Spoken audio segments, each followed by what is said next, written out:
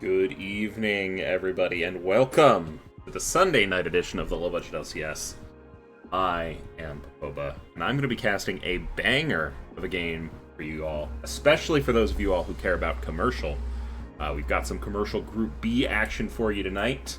High Alert versus Big Pharma. Both these teams are 4-0 and have the same scoreline of 8 games won, 1 game lost.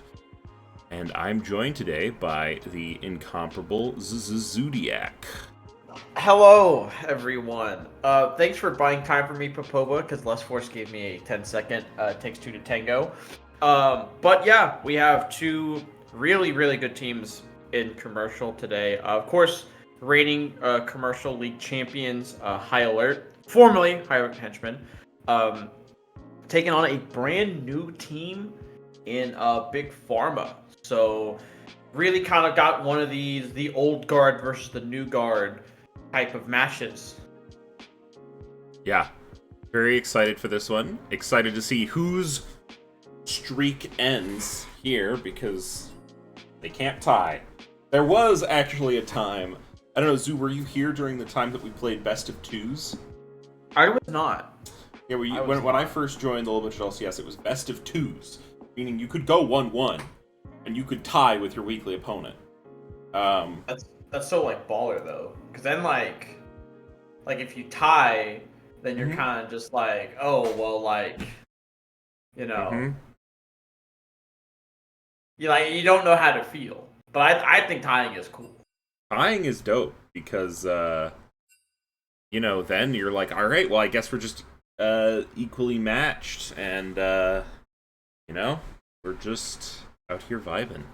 Hey, evenly matched is kind of a banger Yu-Gi-Oh card. I don't know why I just had that thought. So I've been on like a huge Yu-Gi-Oh kick as of late. Nice. So you can hit me with the random Yu-Gi-Oh facts. I will barely know what you're talking about unless it's Exodia or Pot of Greed, because those are the references. Did you know Pot of Greed lets you draw 2 cards? Yes, I do. I do actually have somewhere back at my childhood house. There's all my old Yu-Gi-Oh cards. I should probably, do something with those at some point. Mine. I think my copy of the Egyptian god cards are still in my binder. Like my Yu-Gi-Oh card binder. And they're all in a row. Yeah. I had a classic Blue Eyes White Dragon. I had a bunch of this one guy that I'm not remembering the name of, but he gave me the same vibes as Entei from Pokemon. I feel first gen. I think I know who you're talking about. Was it the fusion card? Was it a fusion? Was it like a purple card? The card was purple? I think so. Hold on, I could find this. I could find this. Great. Please do. Are you talking about Chimera, the mythical flying beast? Ooh. That sounds right. I'm gonna Google it. We're gonna have Google. I got this pull from just Entei from. This doesn't look quite right. I don't think so. Okay, then it must be maybe Gazelle, the king of the we're already so off track, by the way. Oh yeah, no, there was a lobby issue, so this is good. We're stalling for time. Yeah, we're already so off track. We're talking about Yu-Gi-Oh cards, the Entei from Pokemon. Oh, so I mean it's Sunday night. What's gonna happen? What's gonna happen? I mean it's true. I mean think about it. Who would want we could be watching this shitty ass no name league called the National Football League, but never heard of it. Yeah, exactly. Yeah, absolutely not. I heard it's a good startup company. A nice indie platform. Yeah. They hit their goal on crowdfund. They hit their crowdfunding goal. Nice. They fully funded their Kickstarter. Solid. Yeah, they funded their. The NFL has finished their Kickstarter. Nice. But unironically, moving over to to the match. So I've kind of been diving a little bit into the stats provided by Mr. Ruffian, of course. Oh yeah, High and alert, don't forget, Thy Duck Lord. and Um, yes, and Thy Ducky Lord. and Someone else. also Full Metal. Oh, yeah. So shout out those Mhm. guys. Um, but just kind of looking through, like, especially like the stat leaders and whatnot. There's honestly like high alert is everywhere on this list, right? In kills per game, him the guy is third in commercial with 9.2 kills per game. No signal, Big Pharma's mid laner is actually ninth in commercial with 6.9 kills per game. Assist per game, Silver Spade leads all of commercial in assist per game. Tanner is not too far behind him. I believe sixth. For deaths per game, Lil Poink, the top laner is fifth, while Silver Spade is sixth. Him the guy is ninth. Well, him the guy and Panther are actually tied for ninth. So you have these guys that are kind of everywhere on the stat list. So I mean, again, these are two of the 3 or 4 undefeated teams in commercial. Someone in chat can probably correct me on that. Sorry, I'm reading chat right now. Pickle said, "Say something nice about Daniel Jones' performance today." No, he was Who? fucking awful. Who is Daniel that? Jones. Daniel Jones. Okay, hang on, I got this. No, So I he have was no. fucking. Listen, I don't know who Daniel Jones is. He looks like a nice young lad. Yeah, Um, Daniel Jones today against the Minnesota Vikings was 22 completions on 42 attempts for 186 yards, 2 interceptions, no touchdowns, and 5 sacks. He was fucking awful.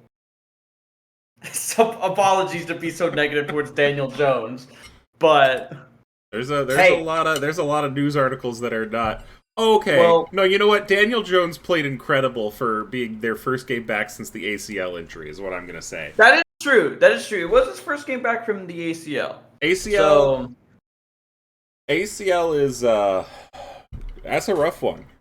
yeah. So he did come back. So congratulations to Daniel Jones. Mm. Recovering, making a full recovery from the And ACL injury. take your time in recovery. Like the Yeah. you really want to get into that nice regenerative healing phase versus scarring. So don't rush it. Maybe Honestly, you could probably take this season off too. yeah. Like, you know what I mean? Just take the season off. Like, Hmm. you gotta make sure you can't sacrifice your long term health just to play this season. Absolutely. Looks like we are about to get our draft links going here, so we can start launching into this game. My apologies for the delay to everyone in chat. I'm gonna go back to looking at Yu-Gi-Oh cards because I really want to Sorry. know what this thing was. Maybe it's one of its components. Maybe Gazelle, the king of mythical beasts. I know it was like maybe it was like Gen 2 or something. I know there was like a number of things, yeah, in a series, but I had all of the things in the series. I was gonna say, like, trying to find a Yu-Gi-Oh card that looks like Entei is like trying to find a needle in like a Yeah, Tesla warehouse. yeah, I mean, like that. Good luck with that. yeah. Okay, but what about how viable in terms of strategy are the Toontown cards? Because I loved the Toontown cards. Two, I actually kind of got a semi-decent update not too long ago. Some of their monsters are pretty bad, right? But their spell and trap card lineup, right? Hold on, I'm gonna finish this and I have to drink for 10 seconds. Okay. Beautiful. Um, so their spell and trap lineup is really funny because you just get to like mess with your opponent. Like you just like get to take their cards and be like, nah, this is mine. Like, sorry about it. And just be like, oh, you wanna do that? You wanted to do this play? Nuh-uh. GG. Alright, Um, I gotta drink. I all gotta right. drink for 10 seconds. Yeah, and while you're doing that, Full Metal and Static Noisemaker, thank you so much for the subscriptions. Thank you so much for the primes. You know what you're gonna do. You're gonna go to the Denny's in Vermont. I think there's only one left. I think the other one closed. Someone feel free to fact check me on that. Go to the Denny's in Vermont. Talk to our buddy Todd. Pancakes are on us. Oh no. think my camera froze. This is not representative of the draft link. Yeah. I don't think. I don't think the waffle maker is a viable blue one option for Big Pharma here. But you know. Whoa, whoa, whoa! You're saying you can't be one waffle maker? I mean, like, I feel like you could, but you gotta like prep out your bands, right? You know what I mean? Like, you gotta make sure like you ban the right things, so like be able to get it. Zodiac, tell me why Morphotronic decks are the best third gen decks. They're not. I mean, they could like shit out Quasar, like randomly during one meta, but like 7 other decks could do that way better. But not even 7, like 8, more than 8. Morphotronics had like one gimmick that's just pray you can RNG a 6 with Self-On, and then you're good. Sorry, I like to read chat when I do my color casting. No, you're good. It's good because my webcam is fighting me, and I want to make sure that we get waffle cam. So,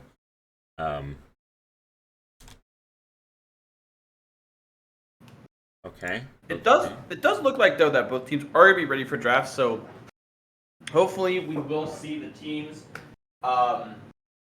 go over draft. Some important draft notes, just from past changes and whatnot. Looks like we are live. Certain AD carries are still really good mid lane. I personally think champions like Smolder are incredibly broken right now.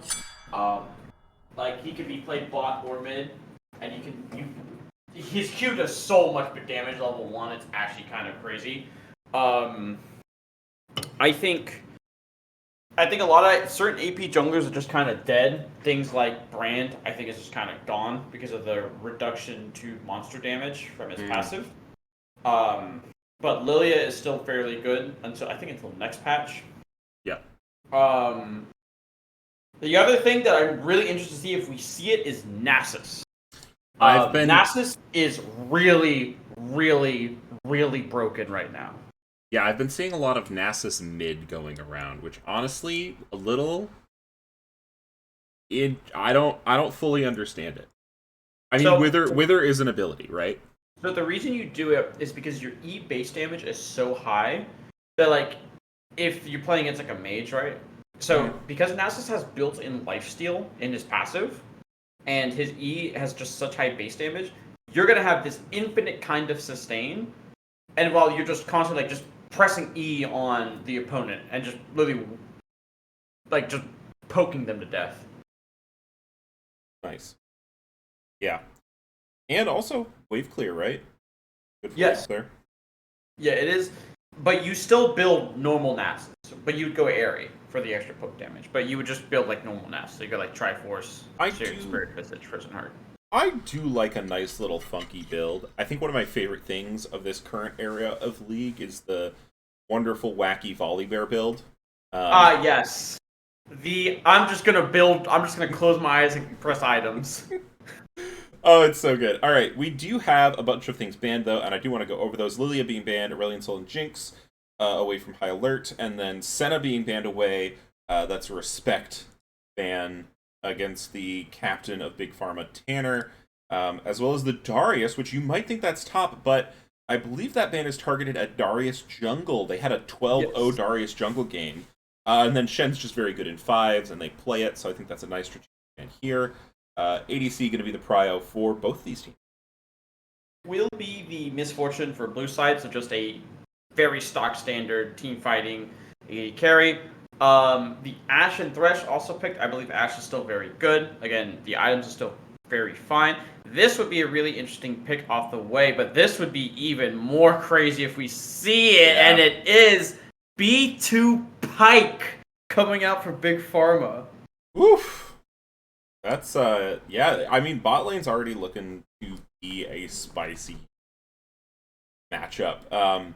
If I'm not incorrect, which I don't believe... Wait, I thought you played mostly ADC. Have you transitioned? Me? Yeah. Yeah, I'm a mid laner. Yeah. I don't know why I had you as an ADC in my head. My second season Okay. in LBLCS, I played AD carry. That's why. Yeah. There you go. But you do actually get good now because Pike is really interesting because it can't really beat primary engage. He's more like this gnat or mosquito that flies around team fights. But you do now have your primary setup in a Mumu, and it will be answered with a Zac from High Alert. There's actually a really good answer into the Misfortune because if you can come from a good angle, you can just kind of disrupt everything MF wants to do. And currently, right now, Big Pharma doesn't have great ways to peel Zac away from this Misfortune. Again, Pike doesn't have amazing peel tools, and Amumu, kind of the only thing he can do is throw a bandage toss at Zac or ult him as he's coming out of the air. But if you're not ulting the Ashe in these fights, the Amumu pick, you don't really have that much value in the Amumu. Yeah. We'll have to see. Now, what hasn't been picked yet, we were talking about a little bit of it pre-game, as we are going to see the Smolder ban. I expect that's targeted as mid, as well as the Victor ban. That's going to be targeted at No Signal. Is the matchup in the mid lane No Signal versus him the guy, right? Yes, that is correct. Because both of these teams have a track record of, and I can't say this in terms of exactly how they play the game. I'm mostly basing this off of stats, so bear with me, but seemingly both of these teams have a track record of playing through their mid laners. In their wins, their mid laners have a significant portion of the kills and high kill participation. So, oh, we're getting blind Silas here, just off the rip. Now that I kind of like this from High Alert because if I'm not mistaken, that does leave some flexibility for their composition. Zac could go top, Silas could go jungle. I haven't seen Silas jungle in a bit. You could, but I don't. I from everything that I've seen of Pilot, I don't believe Panther plays it. I believe Panther plays like he is a kind of a Zac. He plays a lot of Zac. Pilot really functions well around the Zac. Vex as an answer from Big Pharma. This matchup is a matchup I have played at nauseum. I think it is god awful for Silas. There's like literally nothing he can do if the Vex is like good. And hey. Here it is! Let's go! Here's the Volibear. I love the Volibear. Now, they could do not the build, but I expect them to do the build. And yeah, that's the bear locked in, and we'll have to see. Now, I'm surprised that High Alert seemingly didn't save R5 for their mid laner. I think it is, pretty good in top lane. They should get a good top matchup out of it, but it will remain to see if it's worthwhile for what they gave up. Potentially, although I would expect, it is just going to be the set here. I don't know if I love the idea of set here. I mean, the idea is, I guess you can pick up the Volibear as he's coming down because of all that bonus health that you grab when Volibear ults. But I do think it is just a lane where it's kind of like, hey, set can just be fine. Just try and neutralize the Volibear and just, kind of make sure Volibear can't snowball. Now I am interested to see, because again, if you are unaware, that funny, goofy, funky Volibear build that we're referencing a lot is that Roa, what's it called? That Roa Navori build on Volibear. What I've sometimes seen, and I've only seen a couple times, but I really do like it, is third. You go, it's the support item where when you get that big zone around you. Zeke, is it Zeke's Convergence? I think it's Zeke's, yeah. Yeah, I've seen Zeke's Convergence third sometimes on Volibear. It's just such a gold efficient, crazy stat check item. Interesting. Yeah, I haven't seen that yet, so if that's an option, that sounds fun. It's kind of crazy because sometimes people would rather just go like the Frozen Heart and whatnot, but it's in a situation where like there isn't that much I need to tank, right? It's like if the opposing team is just a lot of tanks, that's when you would go Zeke's. Because like, if it is just kind of like a one damage threat, it's like, well, I'm Volibear, I'm just gonna press R and just bonk them in the head.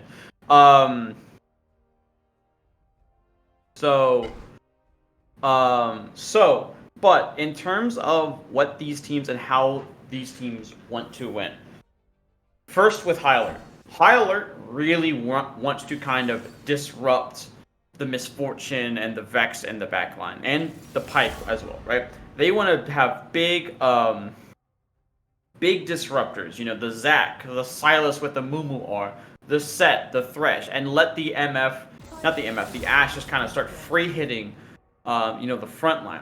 For Farma, they have this weird like push and pull comp where they can start fights, they can find these picks, but if High Alert has a bad engage into them or kind of overextends, um, overextends in a fight, right? You have the Vex Sphere to stop Silas going in or Zac going in. You have the Amumu, or Pike can even sometimes be really annoying to deal with as like a hook someone out of the air. So I do think it is going to be really interesting how these teams play the fights, especially Big Pharma, because their comp I feel is a lot less straightforward compared to High Alerts. Monkey Brain says Amumu R, Misfortune R. Done. It's true. That is true. Someone said it, and I don't remember who. League of Legends is all about who has the bigger circles. Right? I believe that's a LeChant special, but I could be wrong. Right, I believe LeChant references a lot about big circles. So, like, Amumu has a big circle. Volibear, when he Rs, has, like, a circle. And he has a second circle because of his E. Misfortune doesn't really have a circle, but it's, like, more like a cone. So, but, you know what I mean? It's, like, circle enough. Pike has a kind of like a square. But squares fit in circles. And Vex also has a circle. Yeah. So there's a lot of circles. There's a lot of circles. I do have a clip of LeChant saying ability, spinning wheel, which I'm just going to play briefly so we all know. People around with an enormous staff. Okay, here we go. No. Great. That was great. Here we go. Excellent ult in. I forget all the words of all the names. Ability, auto attack. Oh my god, someone died. Look at that spinning wheel. There it is. I just love the way LeChant says spinning wheel. But also a couple shoutouts, Bear and Verja, thank you so much for the primes. You know what you're gonna do. Go to the remaining Denny's in Vermont, knock on the back, talk to our buddy Todd. Pancakes are on us, but bacon and syrup and butter are extra. Verja is horking up, and Bear is saying True. Verja also saying AP Misfortune has a good circle. She does have a good circle, but I'm not sure AP Misfortune with 4 APs already on your team. Well, I guess 3.5, because Volibear is kind of like mixed. Yeah, damage. Volley's mixed, but he indexes first into that Roa, so it would be quite surprising unless we get, some like lethality Volibear shenanigans. Oh, dude, I love lethality. That thing is so funny if it gets rolling. You just like press R on someone and they just like instantly die. It's big. It's big. Also, we've got some copy pastas here for Lil Ponk, or Lil Poink. Lil Poink, the top laner for the side of Big Pharma, has their own little version saying APMF is good here. And Sammy 2 Slap setting up a Yu-Gi-Oh joke for you. By the way, this might not help, but I think the cards I was thinking of, at least I know I had these, were Gaia the Dragon Champion and Gaia the Fierce Knight. I don't know if those are the cards I was thinking of, but I saw those cards on the list, and I said, I know I had those. The Fierce Knight. No, yeah, I remember Gaia the Fierce Knight. Those are like Entei, because it's like a dude riding a horse. Yeah, I'm still looking. But, like, I get what you're saying. Uh-huh. You know what I mean? Mystic. I remember, like, not too long ago, Guy the Fierce Knight got, like, his own archetype in Yu-Gi-Oh! And I'm like, why? Why does he have his own archetype? I don't know. Like, that's, like, things Yu-Gi-Oh! Players never asked for, like, number 500. I don't even know what on earth an archetype means in terms of Yu-Gi-Oh! Archetype is basically just like So here I'll put it in league terms, right? So let's say like if you have all the Freljord champions, if we made them cards, right? You would have the Freljord archetype. Because they're all cards that fit under the same umbrella. That's an archetype, basically. So like you'll have cards that are like, when you activate this card, search for one Freljord card from your deck. Sure. That's what an archetype is, essentially. Gotcha. Okay, I forgot to do my skin check that I normally do in games because skins matter. Skins. You know what I mean? Yeah. Skins do matter. Skins do matter. Some skins do more damage than other skins. And we are in game. I'm at 13, 14, 15, 16, 17, 18, 19, 20, 21. I'm really ahead of you. I'm at 44. Oh, 25, 26.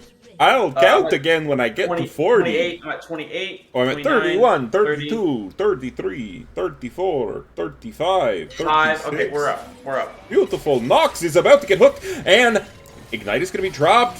Flash not going to be good. That's going to be first blood right over to the side of Big Pharma here. Honestly, from Nox, a little disrespectful just to be standing there, right? Like, it's a Mumu Pike Vex. Like, this is a crazy level 1 invade, right? And just to be standing there and not placing a ward or just place a ward and walk away, like, that's just a little bit disrespectful. Yeah. And will mean that Pike does not have Ignite for this early lane, but I think they will absolutely take that. Money went on to a Mumu, which maybe isn't exactly where you wanted it to go, but nonetheless, that's a totally fine place for it to go too. Because like if a Mumu can get rolling, Mumu can kind of like a Mumu is a champion where if it gets rolling, it becomes so obnoxious to deal with. True. Just in terms of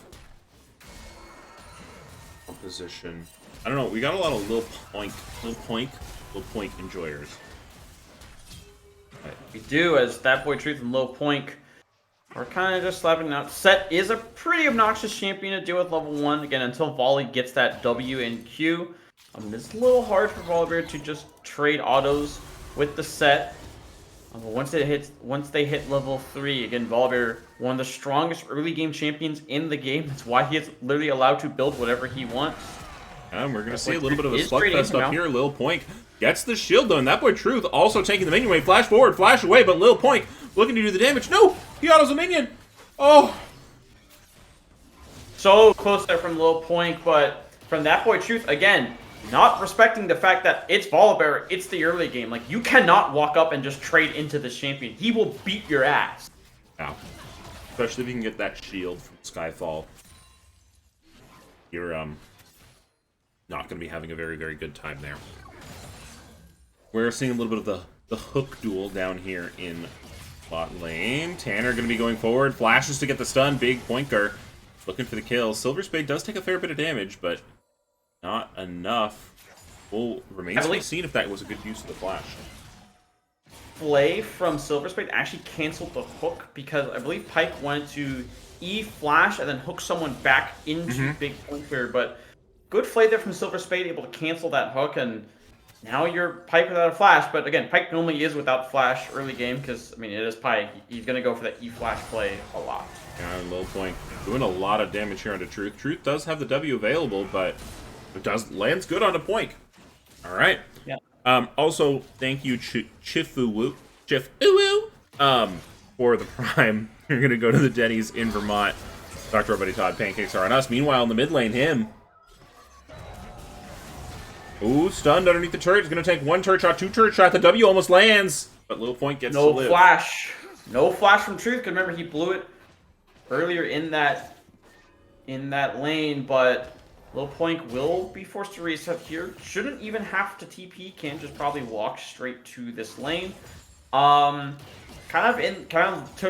We looked a brief second at that mid lane. No signal is kind of getting traded on. I see a hook is going to land here on Tanner here. Nothing will come really stellar positioning here. Actually, I've been noticing the Thresh a lot of times. Silver Spade here. Just standing behind minions so Pike can't hook him, and just not clicking at all, just standing there. And I think that takes chutzpah. does. Obviously, does have that aftershock, so even if he lands a play, we'll be able to have a little more durability. I don't know why I lost my train of thought there. Yeah, Him, the guy is gonna reset. Look, he's gonna land on the spade. Flash. All right, they got the return flash, support flash, both gone. Oh, Locke's down here. There's no flash on spade. They don't know he's here. Ooh, and that bush is warded. Yeah, they're just waiting for this wave to push up. They need to kind of push in here. Hook Tanner's not going gonna land, in. but the Vantage Toss will, and Silver Spade's going to be a ton of trouble. Tanner takes that one down. Now Nox going to be left alone in the bot lane. They could look to dive this, but no Vantage Toss he charges. wanted it. Yeah, meanwhile, him is having favorable trades into this Vex. I kind of would like to see kind of how this lane is going for this Vex. I feel like a lot of time the Vex is just kind of walking up into Silas and kind of just throwing the abilities. Whenever Vex really needs to play this lane super patiently. Well, I don't know about this Dragon Call. When you kill people early game, they're going to respawn very, very quickly.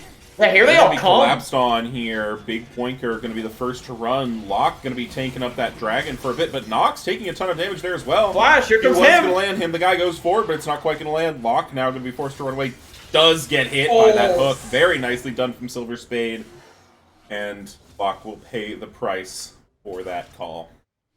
Yeah, just again, a little overeager on this Dragon. You're doing a really good job in this early game. There's no real need to kind of overforce on this Dragon. You know everyone's alive. You don't have your mid laner in your lane, and fear though from no signal. There's a lot of damage on a Q in the right spot, but whew. Yeah, does have that. I believe it's the Gloom stack.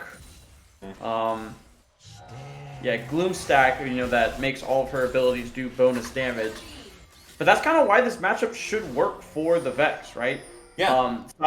Silas constantly puts stacks of Gloom on himself. His E, his E2, and his W are all dashes. And it's not like he can like mash them, but again, No Signal just needs to play this lane a little bit more patiently, I feel like, and they're constantly throwing abilities at the Silas. I think it's the ability spam that's getting them. What I was noticing in the early trades was that No Signal had absolutely no mana to throw out the abilities. So yeah, I think just a little bit more restraint is going to help them get the advantage for the counter that they have in this lane. Yeah, it's like in that scenario right there. Again, you do have the ability, as Low Point and Truth are. Ooh, misses from Truth. That possibly could have been an opening. Yeah, missing a hit. Meanwhile, Panther, 553,212, going to go ahead and take down that Dragon. That level 5, level 6 mark. I was going to say, gotta make sure we get the names right. Yeah, gotta get the names right. Oh, we are going to see a little bit of a fight up here. No Signal moving. Panther got it. As he is 6. Panther using the ultimate. Locke's going to be in trouble. Abscond Abduct does not hit, but I don't think No Signal can save the Amumu. Enchanted Crystal Arrow also coming across the map.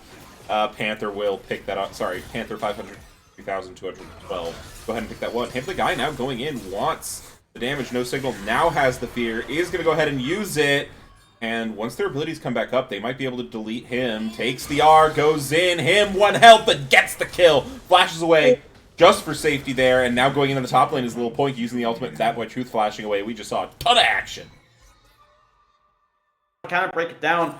Locke thought he was able to get that invade off cleanly, but a great answer from Panther. 553,212 to be able to answer that. He actually takes the Raptor, which gets him level 6, which is why he was able to secure that kill. Meanwhile, in the mid lane, No Signal just on the razor's edge securing that kill against him, the guy. Coming up here in the top lane, looking to gank That Boy Truth. That Boy Truth is running, but may not be enough. Just going to use the Curse of the Sad Mummy. Now going to be going unstoppable, running away. That's going to be the W. Lands hard onto Locke, and now Panther is here. Panther's doing so much damage. The microwave has been turned on, but it might not be enough. Passive is going to be procced here. That Boy Truth could be available, but isn't walking forward, and that's just going to mean that Panther, 553,212, does get taken down by Lil Ponk.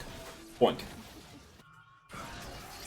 Ooh, him going into the mid lane as well. No Signal does not have that many Gloom stacks, and that is a great trade for the favor of the Hylard mid lane. great trade. Him's playing this lane incredibly well. I mean, just constantly forcing on this Vex when she doesn't have dash. And I really would like to see no signal. I mean, kind of be a little bit more patient with it. Vex ultimate stolen. That's going to be dangerous. Going in under the lane. turret isn't going to be enough. That's going to be one shot, two shot, but it is a trade. Overall, good for him. Yeah, good stuff from him. The guy able to get those kills against Silas. When he gets gold, when he gets these kills, is going to be so obnoxious to deal with, especially for MF Pike. Because Pike's not that tanky of a character. I mean, he is a support assassin. So, yeah.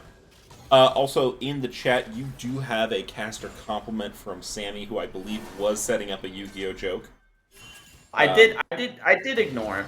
But my compliment to Sammy is, Sammy's one of those guys I haven't interacted a ton with, in the little bit of LCS. But the times I have been very awesome.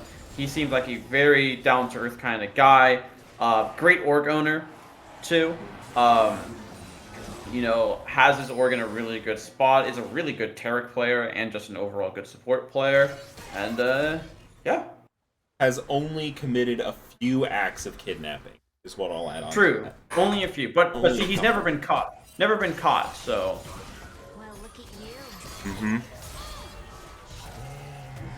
Ooh, nice arrow coming in from downtown onto no signal, but there's so many members here of this is classic mid lane gameplay right now. We're all mid lane at 11 minutes. Yeah. When your teams prioritize mid, and actually I think it's the grubs that they're going to be going for, as the first three all went over to the side of Big Pharma, so they're going to be looking for at least one more here, which they can get. That White Truth is going to be available, though. A Mumu ult has been stolen. Lock gets taken down, so they have no jungler to confirm. Vex goes in, looks to do the damage onto him, but nice CC chain from the side of High Alert's going to take them down as well, and things are coming up HA.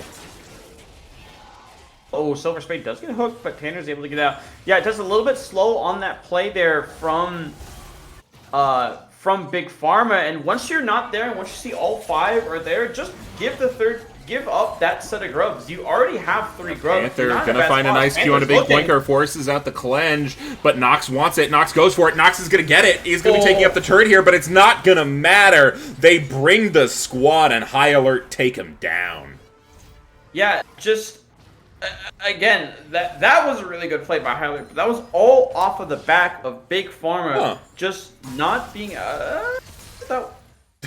I think there was maybe a little bit of a miscommunication there. So we see Silas and Set both teleport to take the bot wave. Maybe they were just yelling at each other, "My CS! My CS!" But, I mean, listen, as a mid laner, myself, I do pride myself in, hey, I need all the farm I can get. A little point, because actually using his R to get more damage off on this turret. Yeah, really looking to capitalize on having those early grubs. Ooh, big stun chain gonna come here onto Panther and gets shut down. Locke gonna be able to pick that one up. Yeah, good CC chain, and that's a lot of the power that this comp has, is just finding these picks. Is Hook's not gonna land. Him does have Pike R, and it's like kind of like one of the big reasons you did pick the Silas to take this Pike R, to have this incredible team fight reset ability. They don't want to give up this Drake fight. They're still positioning for it here. We are going to see. You have no bullet time. You have no Mumu R. This is a bit hard. Zach is up. You're gonna have to turn and burn and run through mid lane here. Looks like High Alert. Yeah, High Alert's gonna call the dogs off. They are going to go ahead and concede after all that posturing. Drake's now going to be 1-1. Important to note, Big Pharma did actually secure one of those grubs, so they are going to get the Voidlings this game. I thought they lost all of them, but they did manage to get one. Didn't someone name them something? The the Voidlings, like the little grubbies. I know the Rift Herald is called Shelly. Yeah. I don't know. No signal. Taking a lot of damage here from him. Him, a level up. Has the Pike ult as well. No signal. Nice flash. Gonna stay alive. Good flash from no signal. But again, this is kind of what I'm talking about in this lane, where it's when you're constantly having to spam abilities on the wave as Vex, right? Silas is able to jump on you, so you really have to just be super patient with how you use your abilities. Like, once you use your EQ, just walk away from the wave, right? Like, just walk away. Because you don't have your fear up, and your W is kind of useless without your fear. Yeah, absolutely. We have seen neither mid laners have their big first item, though, yet. Those are probably going to be back in base for Silas. That recall goes off. Chain of Crystero not going to land on top. That boy Truth taking quite a bit of damage. Now we're going to see an engage in the mid lane. Big Poinker taking so much damage. Very nicely done from Panther. 553,212 and Silver Spade 10. And this is one of the biggest power points of Zac, is when you're at this point, when you start getting these tanky items, you are just allowed to jump from so far out of vision. You have to kind of change how you're accruing this vision if you're the side of blue. Is that boy Truth? Lil Point manages to take the turret, and now that boy Truth might be in a little bit of trouble. Flash forward, extra auto, gets it. Lil Point chomps up his opponent. As I believe his name is Sloppy Walrus says, Bluetooth connection auto there. As the auto went through, as the flash is up. Ooh, Lil Point's actually keeping away from this. Oh, he gets canceled! Lil Point gonna be in trouble here as we see this trio that's been going all the way across the map. Gonna try and get Nox. Does actually get that additional health. Gonna try and play it off a little bit more. Not gonna be able to live through it. But meanwhile, bot lane, Lock and No Signal take down him and the guy. So both these teams just going back and forth with each other. Yeah. I mean, you bring your jungler one place, we'll bring our jungler the other. That is really nice for No Signal. No Signal has been struggling a little bit in the guy. So good on Lock, setting out that play. Just getting it to be the point where, you know, No Signal can, you know, get a little bit more farm, have a little bit more agency here. And also, I really like how Big Pharma are playing really intentionally around these turrets. You'll notice all three outer turrets are gone or almost gone for the side of Big Pharma, but meanwhile High Alert have yet to take a structure down. Like, you know, they're close to killing one. The closer they're one is their bot lane. That's just about halfway. They barely touched mid and top, right? And eventually, like, you know, obviously turrets aren't the end-all be-all, because, you know, you can just force it down mid lane, you know, because the shortest distance between 2 points is just a straight line, you know, just sprint it down mid, but the ability to secure vision control against this Zac is going to be so imperative for Big Pharma if they want to pull this game out. Yeah. We are probably going to see a little bit of a dance here around this next objective spawn. Baron will be up for 235. Dragon will be up in 113. Tanner going forward finds a hook on the Silver Blade. That's not the grid you want. However, it does get Nox's arrow out. And a nice Q from Big Poinker. Yeah, good dodge, and good job not overcommitting that, because again, you'll notice Panther was just waiting in the wing, just waiting for someone to overstep. This is what the Zac is going to do, just constantly look for angles, force on this mid lane. But as long as Big Pharma can kind of keep their backs to this turret, that's how they're going to win this game. You need to kind of have the ability to put your back to your outer turrets. If you're the side of Big Pharma, you cannot give map control over to the side of High Alert. Yeah. And we're going to see a little bit of a meeting in the jungle here. Ooh, Silas started to try it and then walked away. Yeah. There's lots of pings going to fight. Misfortune and Volley. You know they're there. Ooh, good call off. Maybe it's not though. Lock gonna flash out. That's really good. Lil Poink gonna be looking for the Ashe. Nox actually flashing away from that. Now Lil Poink just gonna ult into the enemy team. The guy has the Amumu ult. Watch out for that. Curse of the Sad Mummy is available. Here comes the MF ult over the top, and the guy gets onto Big Poinker. Big Poinker forced to flash away now. No Signal coming into the fight as Locke is burning down. No Signal looking to do the damage as the blobs drop, but this Ashe is shredding through the team, and High Alert come up on top.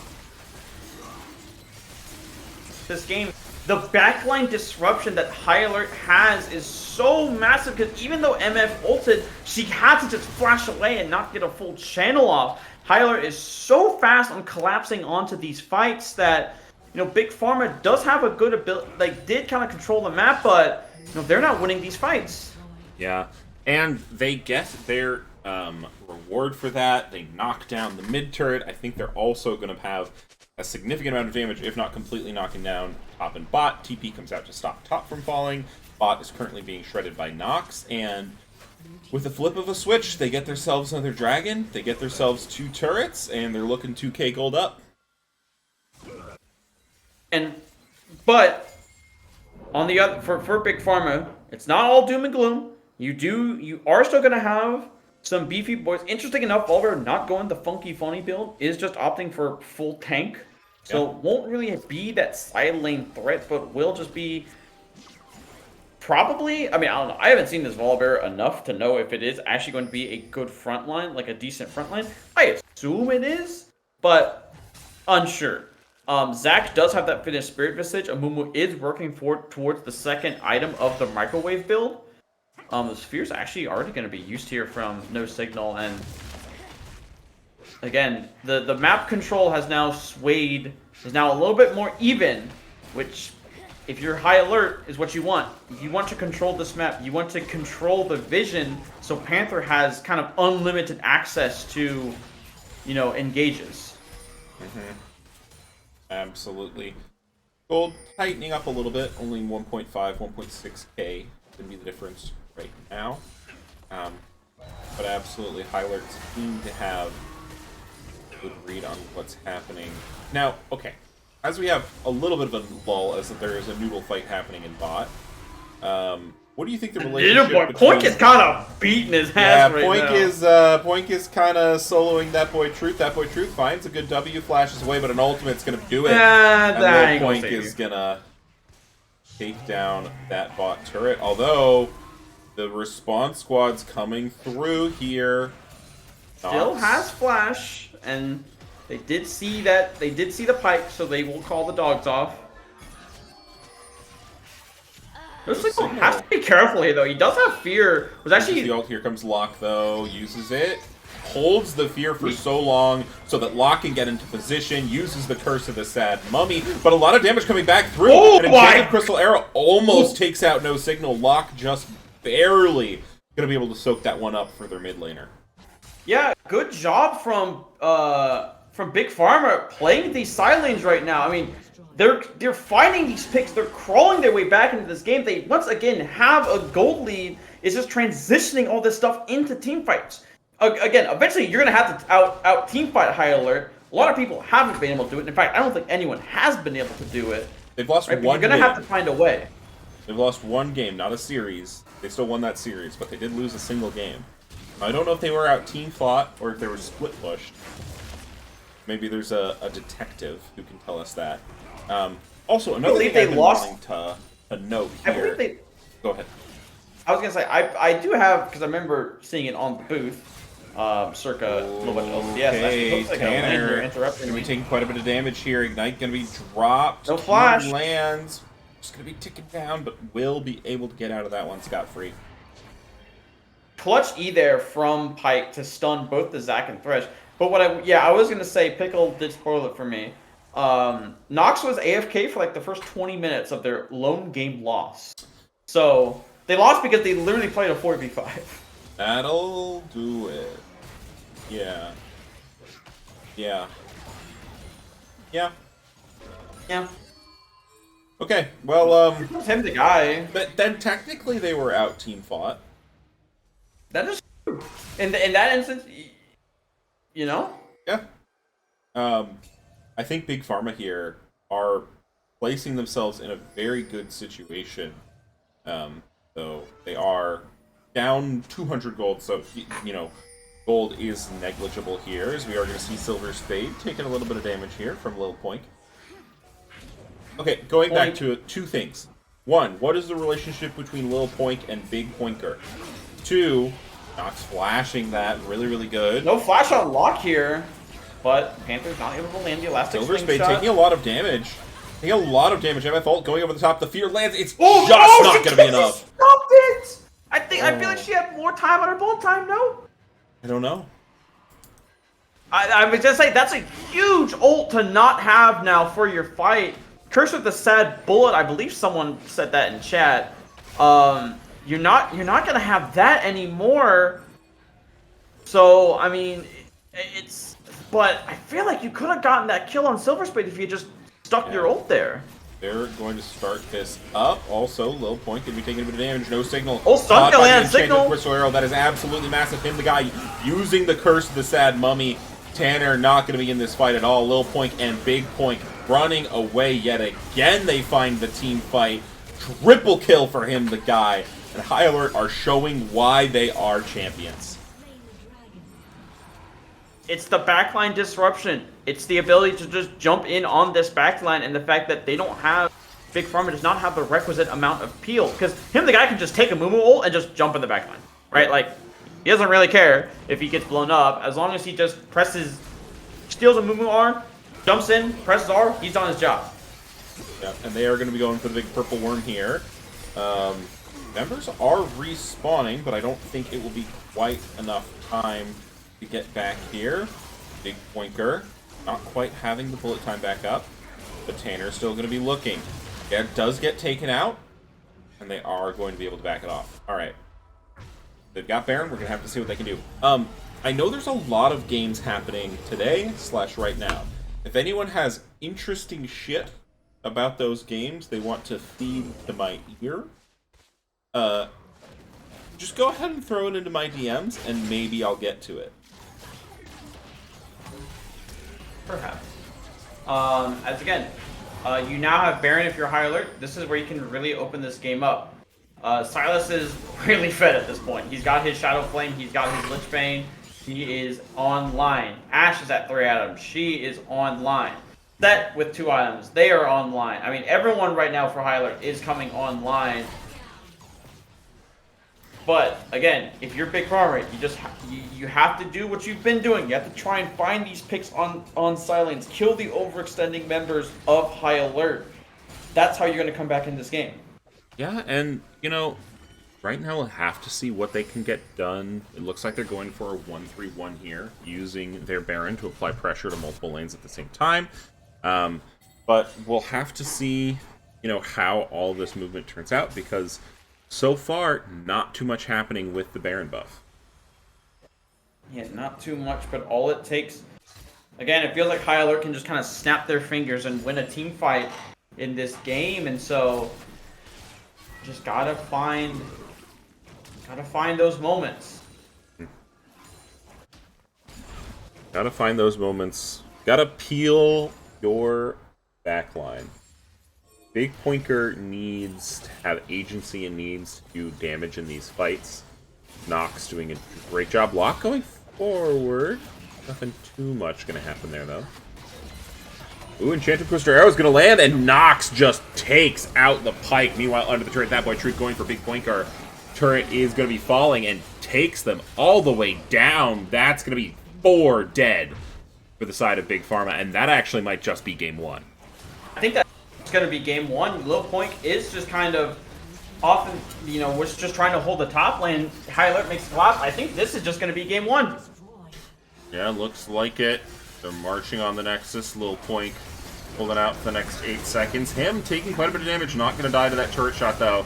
And now Lil Point finds themselves in a bounce house. W from Truth going to be able to take that one down. Pike respawning, but that's going to be a little bit too little, too late. High Alert will go up 1-0 in the series. Yeah. Honestly, it was still a I know, like, the score line and the time, like a sub 30-minute game, kind of indicates it was a little bit more time. This game was a lot closer than, like, the score line would indicate, right? It was just that Big Pharma kept getting coerced into fighting the High Alert the way High Alert wanted to fight, because on side lanes, they kind of kicked High Alert's teeth in on side lanes, right? Like, at one point, it was 3 turrets to nothing. They had taken every outer turret. They had secured the more grubs. It's just that every time it came to Dragon, they kept walking into what High Alert wanted to do. Mm-hmm. Absolutely. And we'll have to see what the response is. Looking back at the pick ban, I do feel like Big Pharma's comp is, you know, relatively teamfight oriented, but all of that disruption from the set, from the Silas, from the Zac, meant that they couldn't get much done. Yeah. What would you want to see Big Pharma switch up in the draft going here into game 2? I would Farma to have more peel, right? Because as we saw in those fights, again, it's hard to peel a Zac Silas set, especially when Silas has a Mumu. Right? It's hard to peel those guys, but having a way to just kind of stop that first initial engage, regroup everything, and then try and continue the fight, because the fights were pretty much unplayable if they were straight up 5v5 for the side of Big Pharma. Again, because Silas would just take a Mumu R, he would just R2 people, and then you'd see a Zac flying into the backline, picking someone up and dumping them into the backline, and there was no way for them to reach the Ashe. Mm-hmm. Absolutely. Well, we'll have to see what the actual adaptation is here. Waiting for an invite to.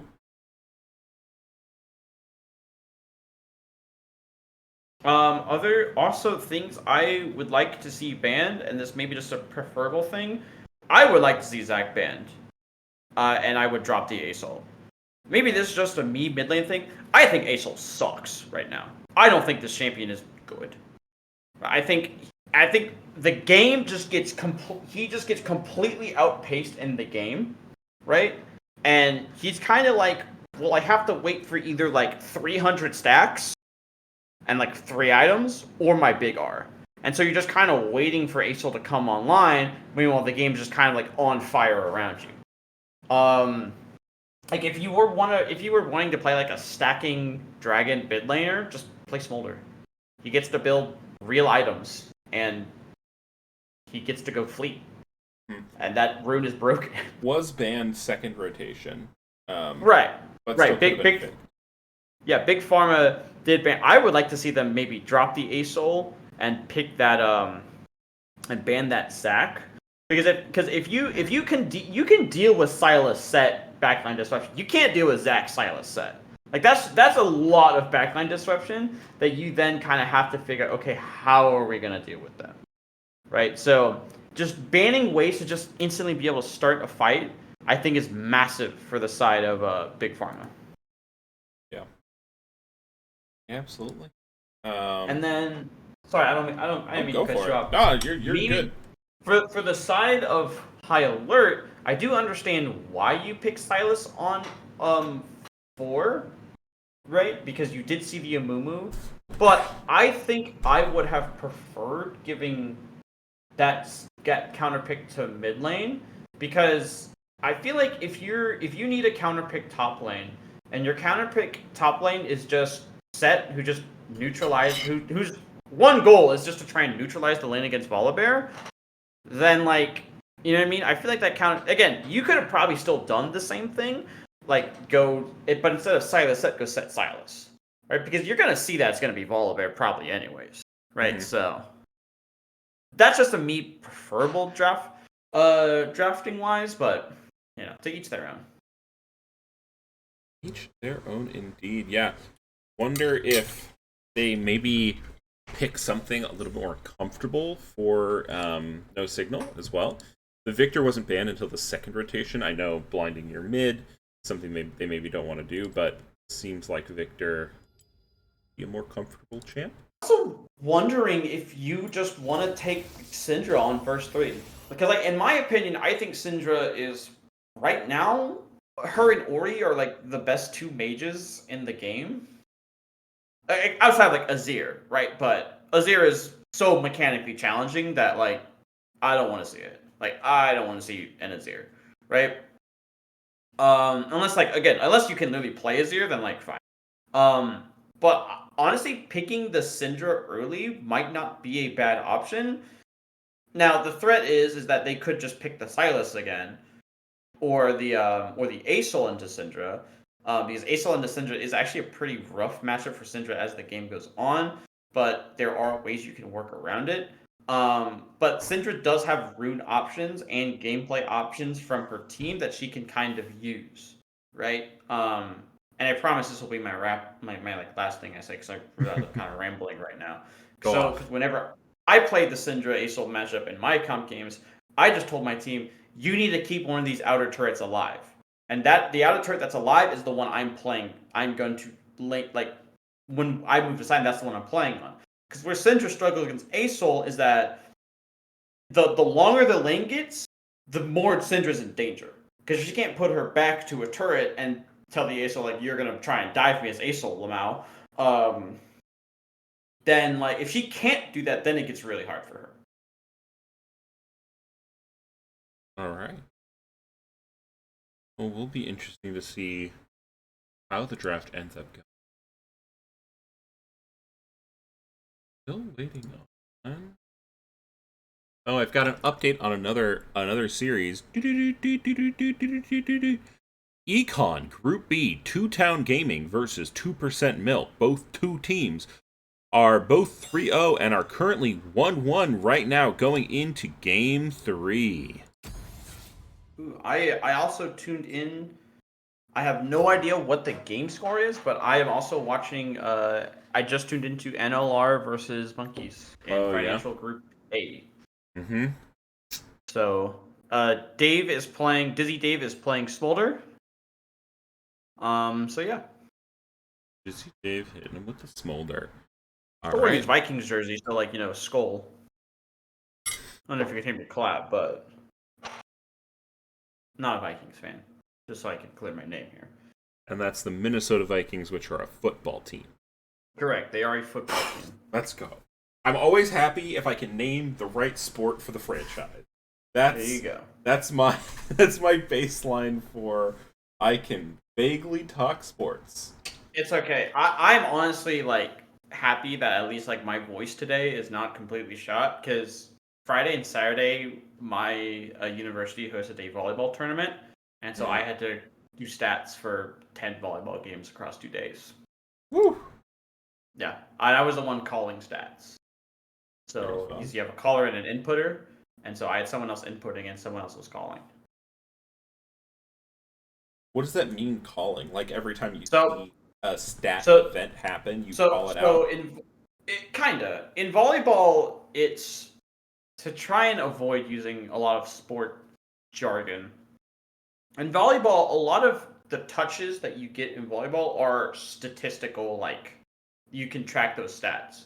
So essentially, I'm calling everyone, like every single touch of the ball. Right, so it's like this player hit the ball in this way or something. Right. Like that. Well. So the way I do it, right, is you first off you get the colors of the team, right. So you could have a white team and a blue team, for example, right. And so a normal sequence could be something like you serve white 11, and then you would go blue 12. Just naming numbers here: 12, 6, 5. And you go point blue or point white, or you'd continue the set, right? Because 12 touching the ball is a stat, 6 touching the ball is a stat, 5 touching the ball in the last possession, because in volleyball, remember, you can only touch the ball 3 times. Is 3 times is an interesting number. It's the rule of threes. Volleyball was the volleyball is like shit. I lost my train of thought. League took a lot of inspiration from volleyball for its 3-hit passives. There you go. Nice. So actually, League of Legends plagiarized volleyball. Sport. They're saying that they are drafting. We have not received a draft link. If that's the case, unless they're just like gaslighting us. I love some gaslighting. I mean, gaslight gatekeep girl boss. All right, we're getting it coming through now. Bandit, they never sent it to us. How considerate. They just didn't want us to know what they were cooking. Well, we can speed run talking about this, anyways. So they are hang on, I need to switch logos, but yeah, they did switch sides. So they did swap sides. You do get the first pick on the Thresh. They did actually swap the Asol ban for an Ashe, then ban the Asol on 2. You do get Sivir's Xerath brand. So that interesting enough that we are going brand jungle. That was one of the jungles I believe got kind of nerfed a lot in the next patch. Also, that is a Vladimir top lane. That is probably going to be the that weird like Heartsteel build that Elite 500 is popularizing. But it does mean you do have a ton of AP on your team. So yeah. There's going to be quite a bit of AP, again, stacked with a misfortune. Am I seeing this right? Did Hyler just drafted Misfortune and Mumu, which previously was drafted by Big Pharma? They're kind of saying, hey, we can take what you used and we can do it. Curse of the Sad Bullet coming in for a high alert. Big Pharma does actually have some decent answers into it. I love the Braum pick here. Actually gives good disruption for that MF ulti. The only issue is that high alert is now incredible. Their carries are now incredibly mobile with the Vlad and the Ari, right?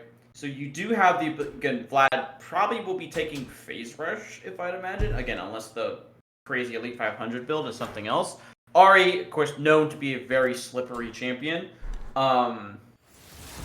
Meanwhile, Big Pharma does have some pretty good tools for team fighting, right? You do, of course, Brand, well, I believe he was still set. I believe he was still nerfed in the jungle. He's still incredibly difficult to deal with, right, as just a team fighter. Xerath really excellent at poking down people.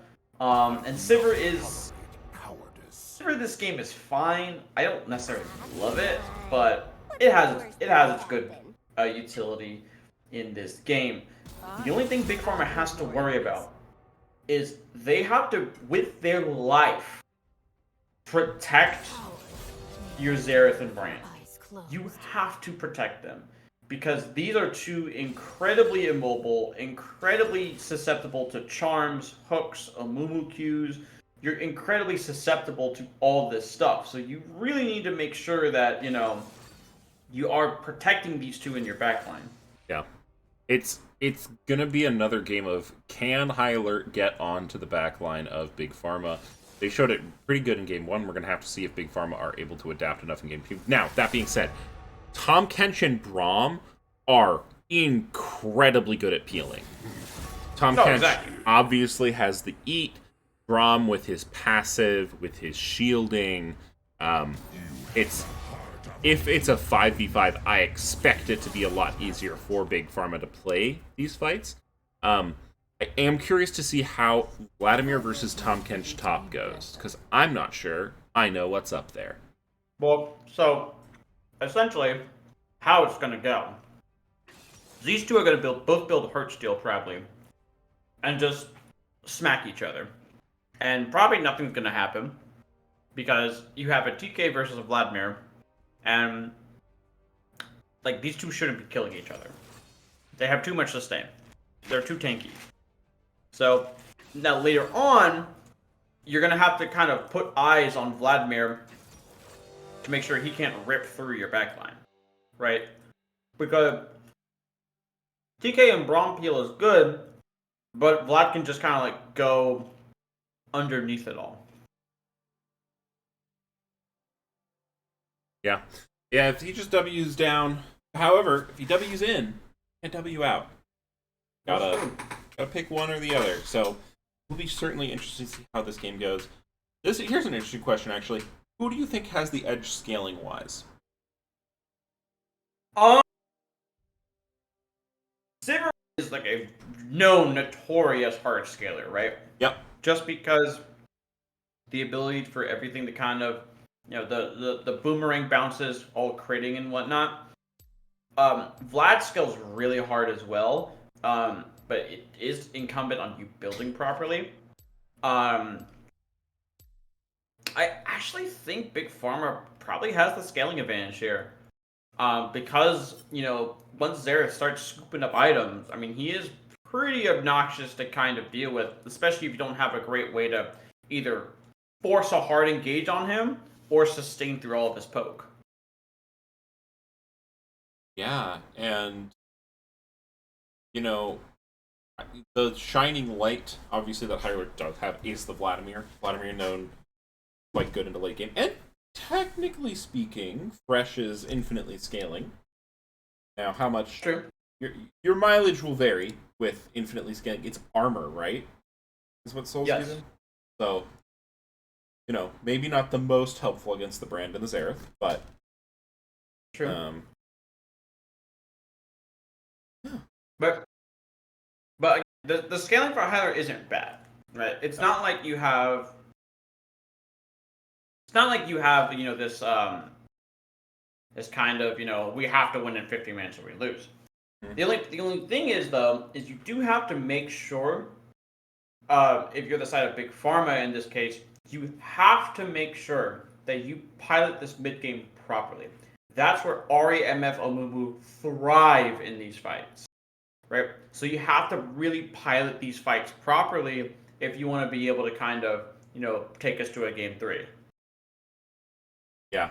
Which I personally am hoping for. I think it would be a great narrative here if we have the two titans of this group clashing head to head, going all the way. But only Big Pharma can take us there and do it. They have to go through last champions. Unchanged roster, also, I believe. I don't know if we talked about that. Correct. Yeah, it is an unchanged roster. So, coming off a championship, not changing anything, looking to simply run it back. Exactly, and it is always good when you do have that team cohesion because you kind of start the season off, you kind of start the season off with a head start over teams. Because other teams, like, either getting used to the competitive stuff or, they are having to work in new players. Meanwhile, High Alert just kind of said, okay, well, this roster won us a championship. Let's just run it back. So that's exactly what they did. Are going through getting in. Now, I am still looking through Yu-Gi-Oh cards a little bit on the side. I think it might be from Yu-Gi-Oh GX. So I'm looking through those, and some of those look familiar. I haven't found the card I'm looking for yet, but the vibes are there. So get your game on. Honestly, one of the best animes, just straight up. Yu-Gi-Oh! GX was a big portion of my childhood. Also, for timing, I'm at 15, 16, yeah, we're good. 17. Okay. You're like a microsecond ahead of me, but that's gonna be a-okay. You can just see a tiny bit into the future. Go ahead and plan out. Important thing to note, TK is currently trying a new strat, never seen before in the history of League of Legends. Don't buy no items. item start. Yeah. No item start. Don't need it. Now, is that intentional from the Poink? Is it a misclick? I mean, the people in chat would tell me it's intentional. Certainly he wouldn't make a mistake. Sorry, I ate like a chip as I said that. You're good. I love I'm a good chip. currently eating my HEB tortilla chips that they make in store. Kind of cool. Yeah, they're really good, honestly. In store tortilla chips. I have actually heard that before. And I'm just gonna go ahead and make a waffle for good measure. And any redeemed. So this is just a waffle for me. TK did go back and buy items. TK did go back and get that Doran's shield. Perhaps a little bit of an oopsie. Well, I don't think he'll miss anything either. So honestly, optimal. True. That's how you're supposed to do it. Because now you've psyched out the enemy if you showed it all. Exactly. And yeah, gonna keep my eyes on this bot lane here. I feel like Big Poinker and Tanner a little bit maybe lackluster this game. Wanting to show up more this game with a very, very different style of lane. Last game, very aggressive. This game, very protective. Him has the level 2 over no signal though, getting a nice trade out there. Meanwhile, Low Point and that boy Trick just trade into each other. This is normally what Vlad does. He's a ranged champion. TK is melee, so this will happen. This will also kind of be natural in this bot lane. Again, MF is kind of a really good laner. I forget what a passive is called, but that passive and the double up is really obnoxious to deal with, especially for Sivir, as Sivir is fairly low ranged. So just dealing with all that poke is him the guy. Charm actually lands there onto no signal. Him the guy taking it to no signal here. Yeah, for some reason I thought the MF passive was called double tap, but I knew that was not right. I was mixing it up. It's love tap. Which is a double tap is a perk in COD Zombies. Mm-hmm. Honestly, a truly underrated perk, by the way, because everyone talks about like Jug and PhD Flopper. Like double tap's kind of where it's at. Or the quick reload one. That one's really good too, because like nothing's worse than COD Zombies when you're getting swarmed and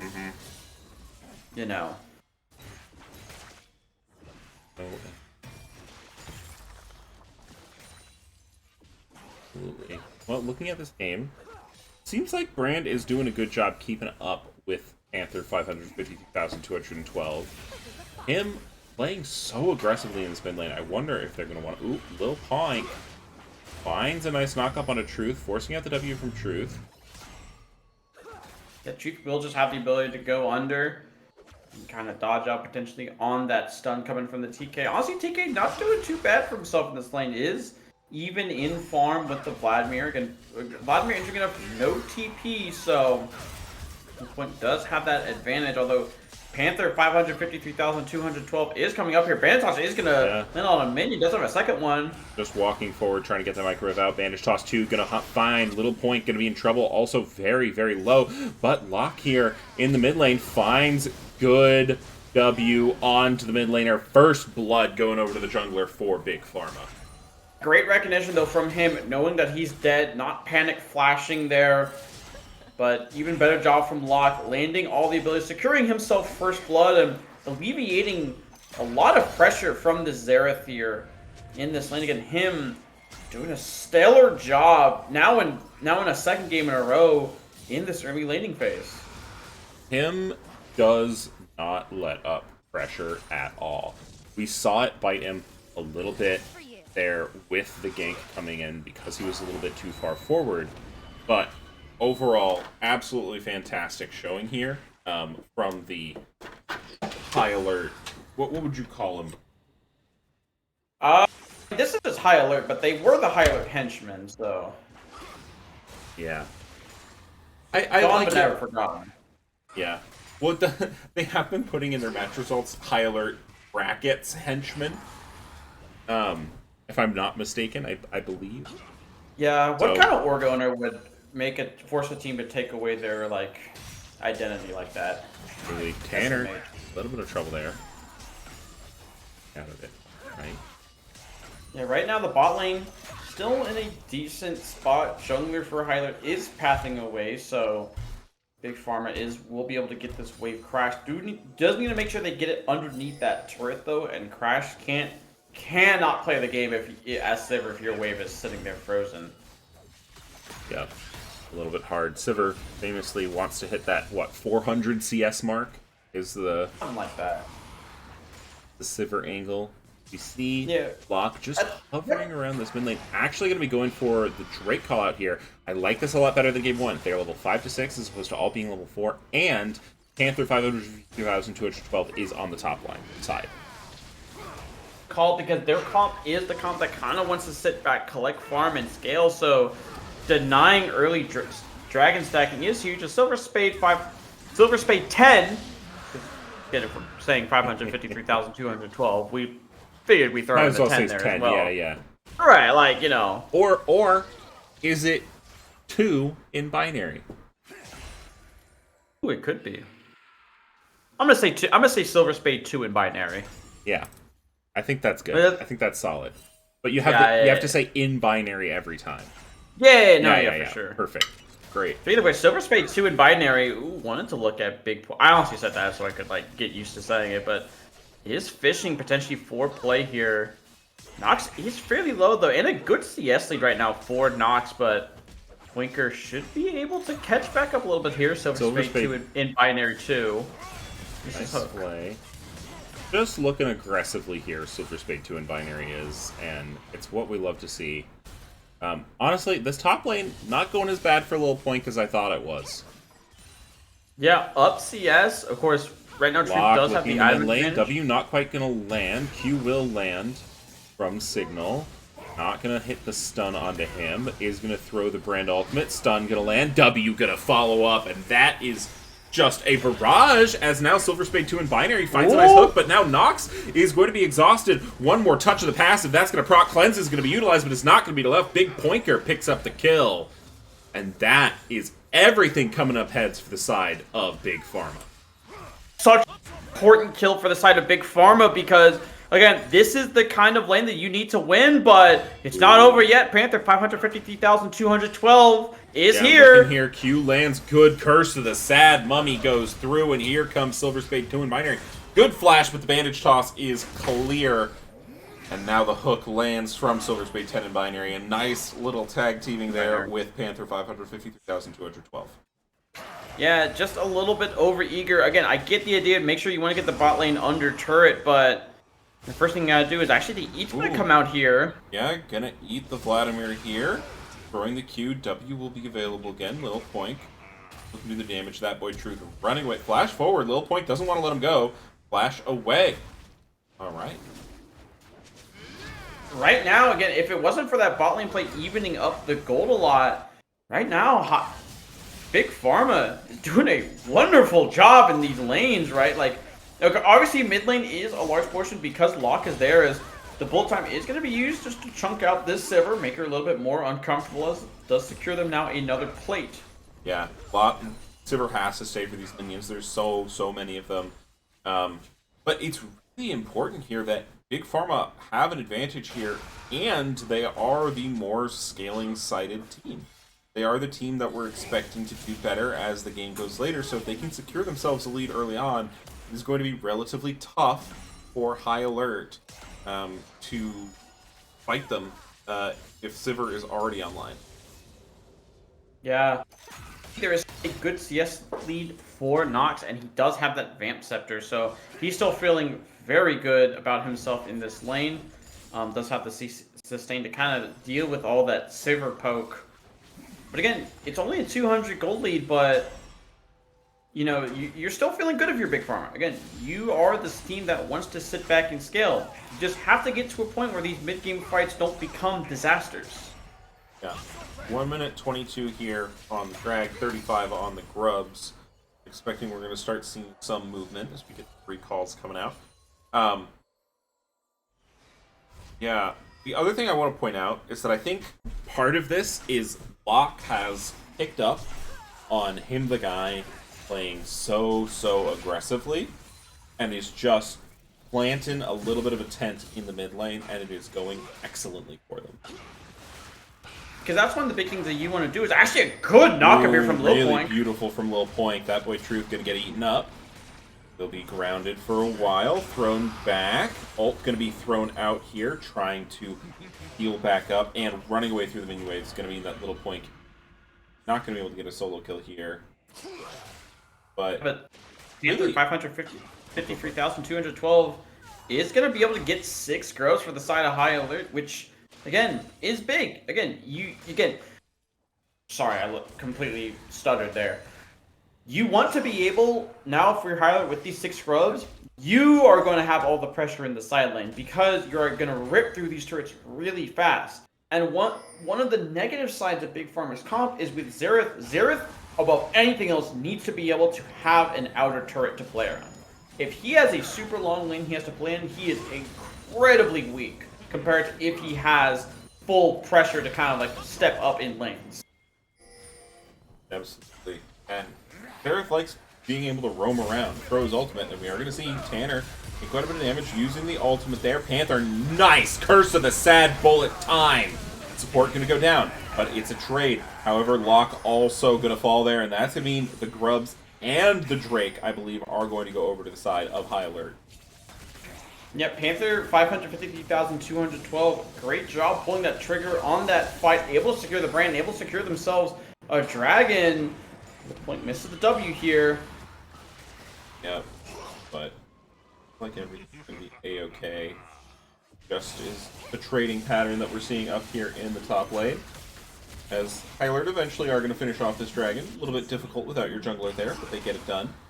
Gold even, dragons even. However, 6 grubs to the side of Hyler. Important thing to note, because I just checked the gold, the frog, aka Lil Point, is currently sitting on 2,500 gold. Yeah, only has a tier and a, ooh, we're gonna see ult coming out here. Him has to dodge, that's gonna land. Oh, last one not gonna land good. But does mean that no signal is gonna get the push, is gonna get this wave under. Denies some CS away from him, the guy. It's gonna be very positive overall, even if you don't end up with the kill. Yeah, I'm excited to see, we are gonna see just a lot of health bot and regen here for Lil Point. Gonna go ahead and eat up Vladimir once again, throw him back. That boy Truth taking quite a bit of damage, is gonna utilize that Hemo Plague, healing up quite a bit, has that W to run. And this is it's just very interesting to watch this matchup. Ooh, actually, knockup's gonna land here. Huge knockup coming out here from Lil Point. W Here goes Panther, though. Truth and Panther's available. Bandage toss is gonna be good, but Lil Point, that boy Truth has to be so careful because Lil Point could take him down. I don't think he really cares right now, but I think he's just gonna like. Oh wait, Nox is up here too. Yeah, Nox doesn't do the damage. Lil Point does have a lot of. Ooh, nice W, but turret is going to be tanking, is going to do damage. Nice dive. Panther forces the flash, but it is good. They're going to get that kill without significant repercussion. Yeah, really important that Nox was the one who started that dive, because it looked kind of hairy there for a little bit. You know, because the TK still had flash, and ooh, Locke's going to stop Truth's back here. Oh, Truth is going to have to flash away. Is going to be burning. Will survive. Oh, no, he doesn't! This brain champ is so stupid, man. What the? The Leandries plus the passive burn eventually takes down that boy Truth. Locke now going to be sitting at 3-1 as Big Pointer is going to move up here to the mid lane. Mid laner is going to be relegated to the bot side. Yeah. And that boy Truth just unaware that there's a ward in there. Again, how could he have known? A little bit of a tough thing, but as I was saying, Nox actually going to get hit. Huge knockup on a Nox. Ultimate immediately coming out, but that's also a nice ultimate coming out there from the Braum. Tanner looking into it. However, Curse of the Sad Bullet Time might be coming out. Nope, it's just Curse of the Sad Mummy, and now him, the guy, is here as well. Using that teleport to get into the action. Big Poinker going to be saved by Lil Poinker. And now here comes the Zerathol from up the side, and they're going to look to re-engage. However, nice bandage toss means that Panther's going to go ahead and pick up Big Poinker. And this is an incredibly mixed bag right now. It does end up being, what, a 2-for-1? A 2-for-2? I have no idea. There's so much fighting going on there. Stun from Silverbait. But stun does. Now it's a 2-for-2. 2 in binary gets taken out. But now here comes the Vladimir. My god, we're still fighting! That boy Truth wants it, has that Hemo Plague down and ticking, but now might be in a little bit of trouble. Nox has made their way back from the grave. Lock, no mana available. Looks like that might just be the end of it for now. Truly an end moment here, because we're all fighting. By the way, Lil Point isn't done. As you can see where he's standing, he still wants to fight this. Lil Point says, I don't really love just going back and forth with the Vladimir over and over. I would really like to do something else on this map.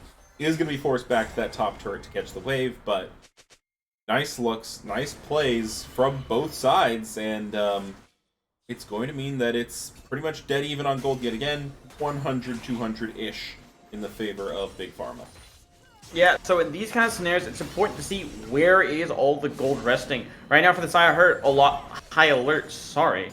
All the gold is standing on Panther, 553,212, and Nox. Meanwhile, for the side of Big Pharma, all your gold is on No Signal and Lock. So the junglers plus 8 carry right now, you know, really kind of the focal point right now is, ooh, nice charm from him, but did see Lock running around the corner, so won't continue that any further.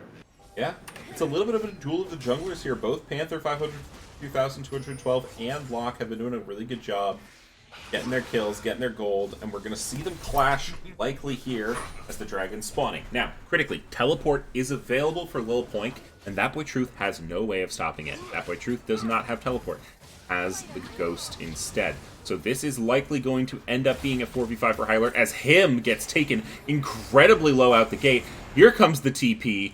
That boy Truth going to look to do some damage before he goes. But this looks like it's just going to be a dragon for the side of Big I don't Farm. know if I agree with that TP from Low Point. I mean, the guy is so chunked with no TP. I don't know if they can fight it. This probably will be 2 turrets going down now for the side of High Alert. Mid lane turret is going to fall. Brand will stick this dragon. Knock up, going to be found there onto Panther. Lots of damage. Curse of the Sad Mummy is going to go through. Bullet time.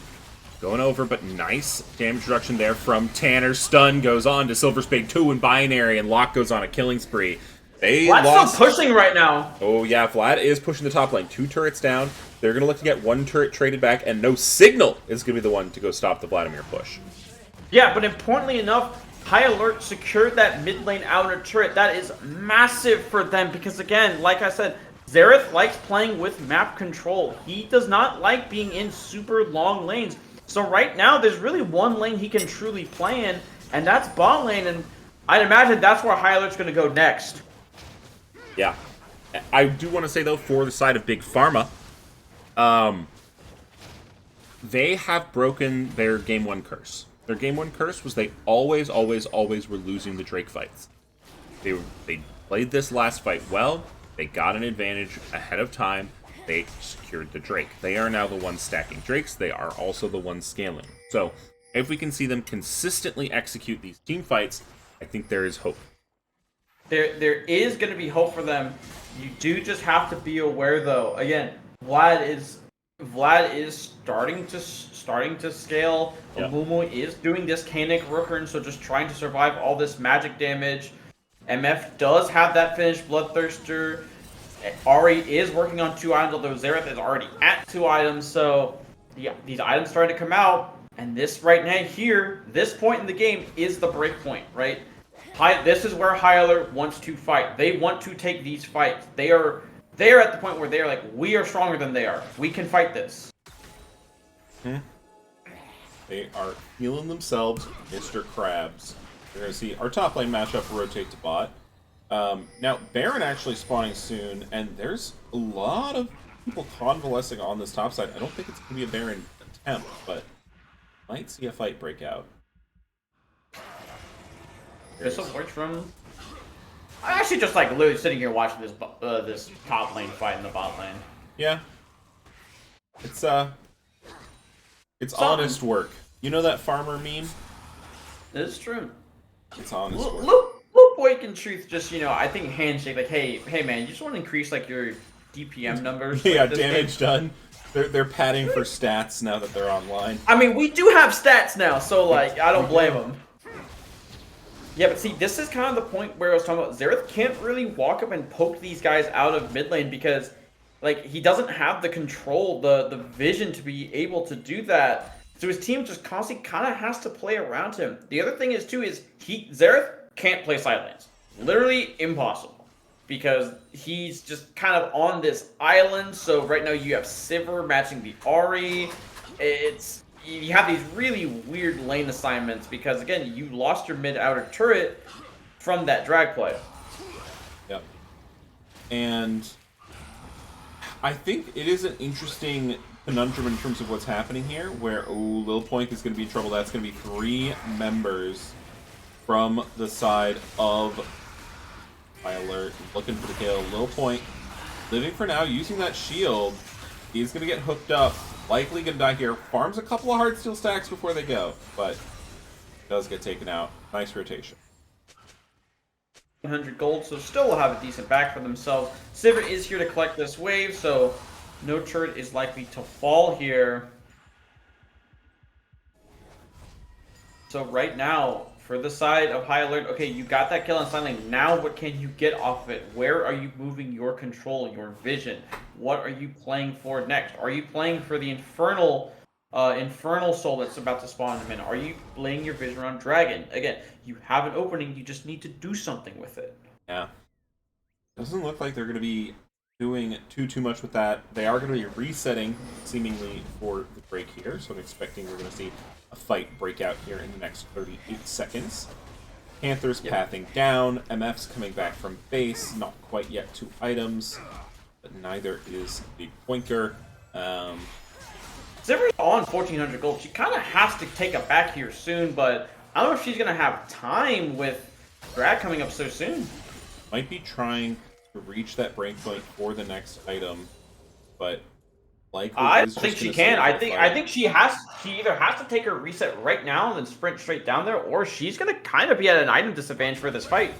I think she's just going to be at the disadvantage here. Just going to be sitting on all of that gold.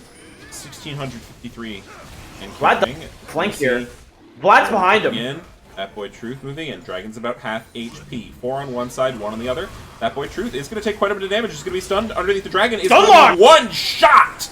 Absolutely massive here for the side of Big Farmer. Now Lil Point, however, on the backside, a huge ult from Panther, 552,212. Lock now going to be going golden on the Dragon. Dragon, 2,000 HP and dropping. But here comes the artillery shots. Jumping in the backside, Silver Spade gets taken out. Nox gets taken out. The Dragon gets taken out. And Big Pharma score a clean ace.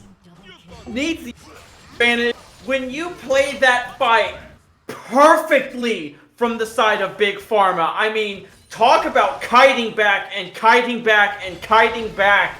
They did such a wonderful job peeling all the engage, and once High Alert had used all their buttons, there's nothing left for them. So now you have Xerath and Brand just blasting them with so much damage. Incredible team fight there from the side of Big Pharma. They CC chain Vladimir so that that boy Truth cannot go into pool and cannot escape. Instantly makes the fight a 4v5.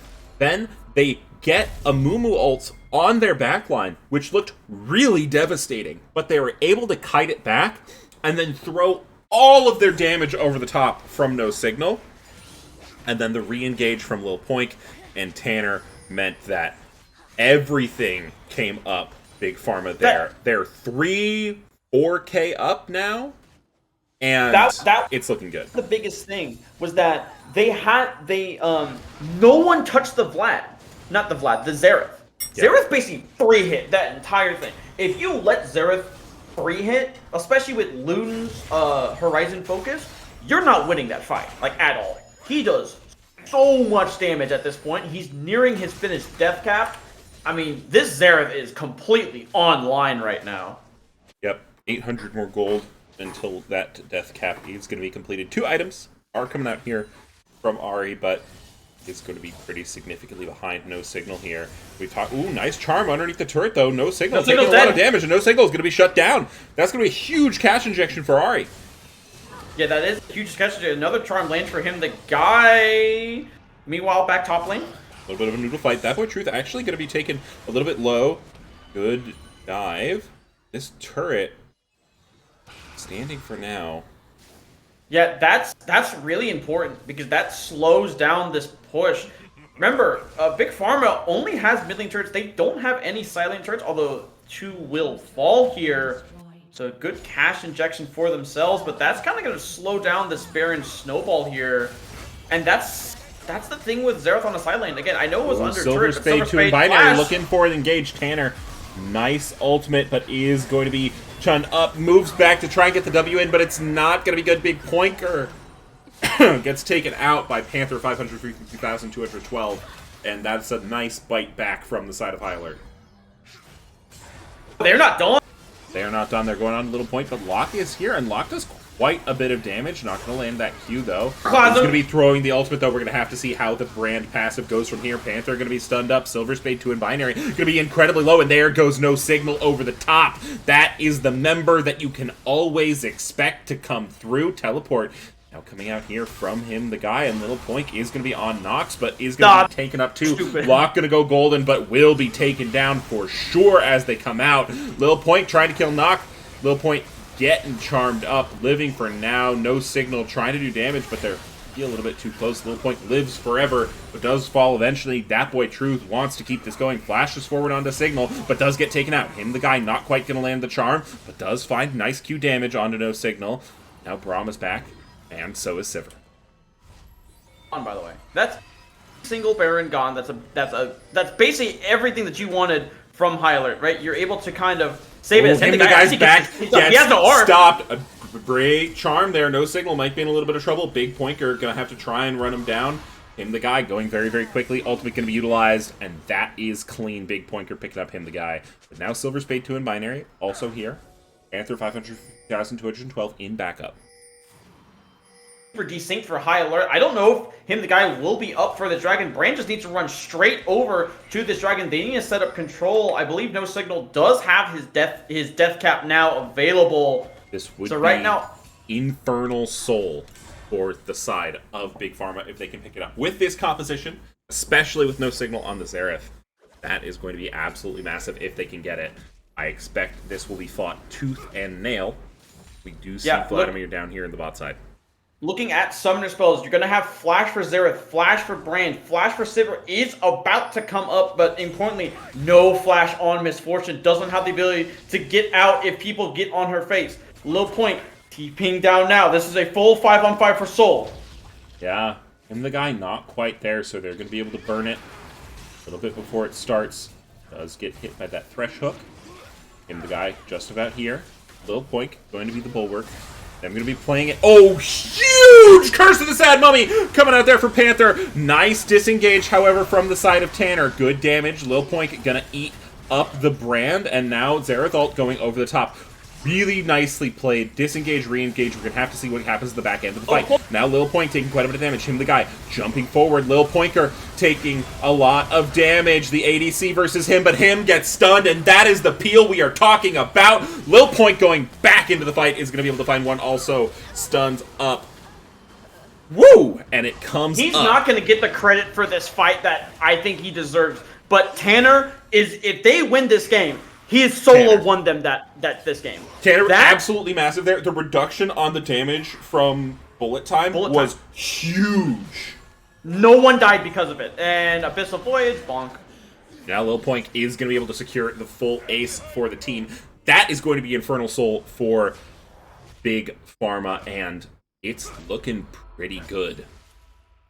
The Tanner, like I said, Tanner solo won them this fight. If he does not get that shield up immediately, seeing where MF was, that's a full wipe, right? Also, and I'm seeing that replay in the high alert server, right? In highlight plays. If he didn't stun and apply passive to him the guy as well, that fight also could have gone totally differently. Him the guy was in the back line of Big Pharma and was ready to just destroy Big Poinker and No Signal, but got stunned up, and because that passive went through, Big Poinker was able to live, and No Signal was able to throw the ultimate without being bothered. Craziest thing, I feel like High Alert's comp is just the easier comp to execute, right? You just have so many go buttons, but Big Pharma, man, they are playing these fights damn near perfectly. And what I really want to say about them is they learned from Game 1. Game 1, they were losing all of the fights. Game 2, they said, all right, I think we know what the problem is. We figured it out. We got a read. They've addressed it, especially with Tanner on this Braum, and they're playing like they know what they need to do. Now, this is where the stuff gets really difficult because you are mega outranged in this comp because of Xerath. Xerath now has full control. You're going to have Sivir to permanently allowed to clear waves. Hook's gonna land, but Truth is gonna be in the middle of the enemy team. Nice. That's Hemo Plague down, though. That's Hemo Plague down. That's Vlad's big team fight ability. Now, damn. Yeah. And it looks like they might just be looking to start at this Baron. Is going to be on Vision. It's risky. I would like for them to be able to get more poke down. Maybe a little bit more. Him, the guy, is finding an angle. Low Point does get hooked. Gonna be in a little bit of trouble, but has a lot of health, and now they're instantly able to turn for the Baron using the Sivir ult. Lots of damage on Him the guy. Him the guy running, but Him the guy is going to be stunned up. But it's not going to be enough. Big Poinker crits him to death. Now, Curse the Sad Mummy, bullet time going through. Lots of damage, but Locke's going to go golden, and the Umumu will fall. Now the damage flies from over top. And that boy Truth looking to return some damage, but it's just not going to be enough. No Signal snipes Nox from the back end, and that's going to be Baron for the side of Big Pharma. Yeah, the Curse of the Sad Mummy just doesn't hit the MF or the Xerath there. And that's the problem. Like, they have the ability just to save these carries from the engage of High Alert. And again, once High Alert presses all their buttons, it's over, right?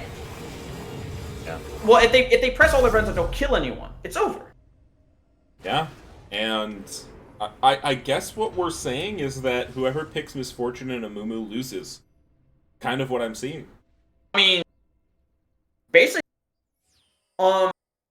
if you're High Alert at this point, again, the options that you have are limited, but last time Big Pharma had Baron, you were able to kind of slow it down, find these silent picks, but it looks like Big Pharma is just ignoring that, and they're saying, we're grouping as 5, we have outscaled this team, we have piloted these mid-game fights exactly how we need to. Ooh, Silver and Spade 2 Silver and Binary Spade, gonna get knocked Binary up. in 2. Might stay alive, actually. Nope. The Glacial Fissure's going to be good. And, yeah, at 8,000 gold lead here for the side of Big Pharma is going to mean that they are going to feel pretty good about marching into this base. And right now, again, your long range engage down, it's going to have to be up to Panther to try and just find and engage, but Lil Poink is just this giant meatball who won't die. Maybe this is it, though. Q. Going golden on lock. Panther now going to be in trouble. Big stun going to be found there from Panther, but it's not going to be enough yet again. Tanner with the damage reduction. That shield has been so massive time and time again for the side of Big Pharma. And no signal. Half health Nox with 1Q. Right now, the Arcane Barrage is going to be used here. Nox is just dropping so low here. The comment. No signal manages to pick that kill up. Nox gets taken out, and now they feel like they can walk forward free of repercussions. Big Poinker quite low, him the guy looking to do the damage, but Spell Shield is up, and Big Poinker goes on a rampage. Lil Poink tanks up the towers, and I think we're going to Game 3 in this series as Big Pharma take down High Alert. Okay, I said that a little too early, but we're good. It's all good. I mean, I can't say enough about how well Big Pharma played this game. They played this game borderline perfect. Outside of that Baron push, right? That first Baron push. Like, their ability to out-teamfight a team that people just have not figured out how to out-teamfight, right? Mm-hmm. It was crazy. Because everything was set up for highlight. They had the exact same setup in every single fight. Disrupt the backline. Don't let the backline set up. But Braum and TK were just so vital to saving the members. That's why we're now heading into game 3. Yeah, absolutely. The Tom Kench eats so critical. We talked about Tanner Shield being absolutely critical as well for Big Pharma, just being able to play these fights. And I'm curious to see how High Alert adapts to this. I mean, too. I mean, this is essentially, you know, this is a team in High Alert that hasn't lost a series ever. Like, this iteration of team has never lost a series, right? They ran through last season unbeaten. They have thus far not lost a game this season. I feel like you can still feel very confident if you go back to what you do game 1, but I don't know if they're going to let you go back to what you had game 1. And they're not. Right? Big Pharma has shown that they're not going to play the same way. They are not going to play the same way that they did in game 1. They figured out their mistakes, so you need to come to the table with something else, or you're going to be in big trouble. I feel like one of the biggest draft adaptations you can do if you're High Alert, and I know he probably won't like it because he's not the biggest fan of playing like melee champions. You have to put truth on a champion where if he finds a flank, he doesn't just, guys, I'm gonna press R and pull, and then I'm gonna come out and they get one shot. Like, that's essentially what he did on Vladimir. He would find a flank, he would press R, press EW, do like 10 damage, come out, and then die. Right? He has to be able to provide something in these team fights other than just being Vladimir. Yeah. Crazy. Well, I'm gonna go grab some water real quick, so I'll be right back, gamer. Oh, am I entertaining stream? Yeah, just talk about Yu-Gi-Oh for like 2 minutes. Oh my god, talk about Yu-Gi-Oh! Say less. Um, See, it would be really bad if someone gave me like it's like 2 to tango right now. It would be really bad because then you guys would just get like 10 seconds of silence. Wink, wink. Certainly, no one in chat would ever do that to you. No, absolutely. Oh man, perfect that you can't. I was like really wondering if someone's actually going to drop it. It takes 2 to tango on me. Yeah, that would be kind of crazy. That would be, I don't know who would do that. That's dude, who's this Hopaba guy in chat? I don't know who that is. That's kind of wild. We are Will I see get the a free teams... compliment? Okay, you know what? Here's what I'll do. I guess Metal is making me drink as well, so I'll drink for 20 seconds, and then Metal, I'll also give you a compliment. I'm feeling generous tonight. Drink for those 20 seconds as we've got a little bit of info coming through. Teams are going to be swapping sides yet again. Blue side will be for the minions. Although, interestingly, red side has won both games. Curious that both teams seem to desire. Oh, no, wait. Yeah. Red, High Alert chose. Yeah, okay. So, High Alert chose red. Means red is the desirable spot. That makes more sense to me. I don't know why my brain was doing the weird thing it was doing, but you know what? We're here. Sorry. You good? I just chugged the rest of my beer. I definitely drank for more than 20 seconds, but I just figured I would chug it. Alright. Compliment time for Full Metal. Same vein as Sammy, haven't interacted with this player that much, but from the few times I have, he's a very kind guy. Always seems to have his kind of ducks in a row when it comes to stuff. Really good player too. For TV Avalanche, I believe he's on TV Avalanche. If not, then I'm so sorry. I'm actually okay. He is. Woo! Good. I had to check the Team Volatility server to make sure he was. But no, he's a really good player. He's a really good guy, and I hope nothing but the best for him and TV Avalanche.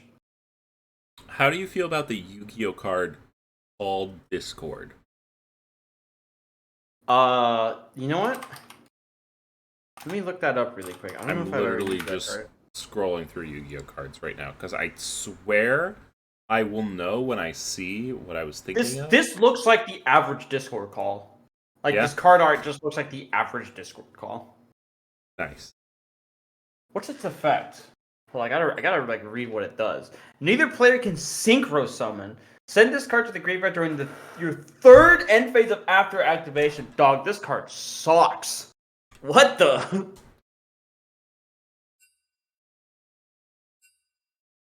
Well, you heard it here first. Discord sucks, according to Zodiac. Yeah, Discord sucks. We're moving back to Skype. No. TeamSpeak. Okay. Oh, TeamSpeak. Actually, you know what? We're having the LBLCS move to Microsoft Teams. Oh God! Can you imagine? Oh, dude! Good Lord. Every time at work, someone says, "Yeah, I sent it to you on Teams." I'm like, "Stop!" I'm like, "Just email it to me. Don't send me from Teams. I hate Teams. Stop making me use Ventrilo. Teams." Oh my God! Throwback. Oh jeez. Us old gamers, we're in the trenches with our voice over the internet protocols, huh? Speaking of old gamer stuff, did you ever have an Xbox 360? I never had an Xbox 360. I grew up with a PlayStation 2 and a Wii. Oh, okay. So, first off, I still have my childhood Xbox 360. It didn't red ring on you? No, it's still going strong. But I don't know why I had this thought when I heard of Ventrilo. I don't know if you've ever seen it, but you know how the Xbox 360 controllers had that 1/8-inch audio jack at the bottom of the controllers? Sure. So yeah. Used to be really an add-on where you tiny could plug a keyboard into that, and so if you wanted to type stuff to people, you would have a keyboard on the bottom of your controller that you could type on. Huh. One That of the seems like, funniest does that mean you could mouse and keyboard any games, or was that not it? You could technically, you could, because at least the Xbox 360 I had a USB input, so you could plug a keyboard into that. I don't know for that too, though. I can honestly go and check. I need to check Holy. my Yu-Gi-Oh binder when I'm home. I know. I need it when I go back home. I need to check mine too. I haven't seen that thing in so long. I might just bring it back with me down to where I live now. Oh. I don't know when the next time I'm going home is. Hopefully soon. We are waiting here for the draft to start up. Are getting ready for three of this I series. guess I can. I was gonna say, I guess I can talk a little bit more too about what I would like to see High Alert adjust in their draft, because I definitely don't think it was a bad draft, but I also do think that High Alert needs, because their comp was kind of a throw one punch and knock you out kind of comp, right? They use all their abilities. If it doesn't knock you out, they lose, right? Yep. I really feel like putting Nox on a AD carry that allows that has longer fights that can play things slower is kind of what you would need more, right? Maybe something like, I know Jinx and Ashe are probably gonna get banned, but something like an Ezreal, something like a Varus, specifically on hit Varus, or even poke Varus. Something like a Smolder, for instance. Like something to where, if you use all your buttons, it's fine because you still have the ability to do something. Yeah. Smolder was up last game and was not picked. Yeah, and that's actually incredibly interesting. I'm not sure if either mid laner plays it, but that champion is disgusting right now. Like, the fact that Smolder Q at level 1 does 100 damage. Sorry, I think sorry, someone did a It Takes Two to Tango, and I think I know who it is. Let me DM him on Discord. No, that's not him. It's not him. Is this for me? Duck with a Gat, which is a great name, by the way. Duck That's with a Gat. Is this for Zodiac or? All right, well, it's for me. Have fun. Thanks. Oh yeah. I literally had to crack open another. So fun story. What I'm drinking. There's these Michelob Ultra infusions. That's the lime and prickly pear cactus one. These things are so good. They're so good. Oh, Papa Doge. Okay. Yo, good series by the way, Papa Doge. You guys played really well. We are just getting a little bathroom break from the gamers. Getting out there, good to go. You have another 10 from Youngster Joey, so that's God damn it! do Hold with on. that. Just drink real slow. You know? That's dude. Hold on, I'm at I have 12 seconds left. All right. I want to see some crazy. I really want to see the Darius jungle go through. I saw that Darius jungle game from Big Pharma. Not going to go through. High Alert are going to ban it, but I want to see it because I think Darius jungle is one of the lesser offensive junglers. Maybe I'll get roasted for this. Lesser offensive junglers that they've pushed into the jungle. I think Talon was miserable. I think Zed was an awful idea for the brief period of time that Zed could jungle. For sure. But Darius is fine, and it would be really interesting to see Big Pharma pilot it, but I don't think we get to see it. I think so either.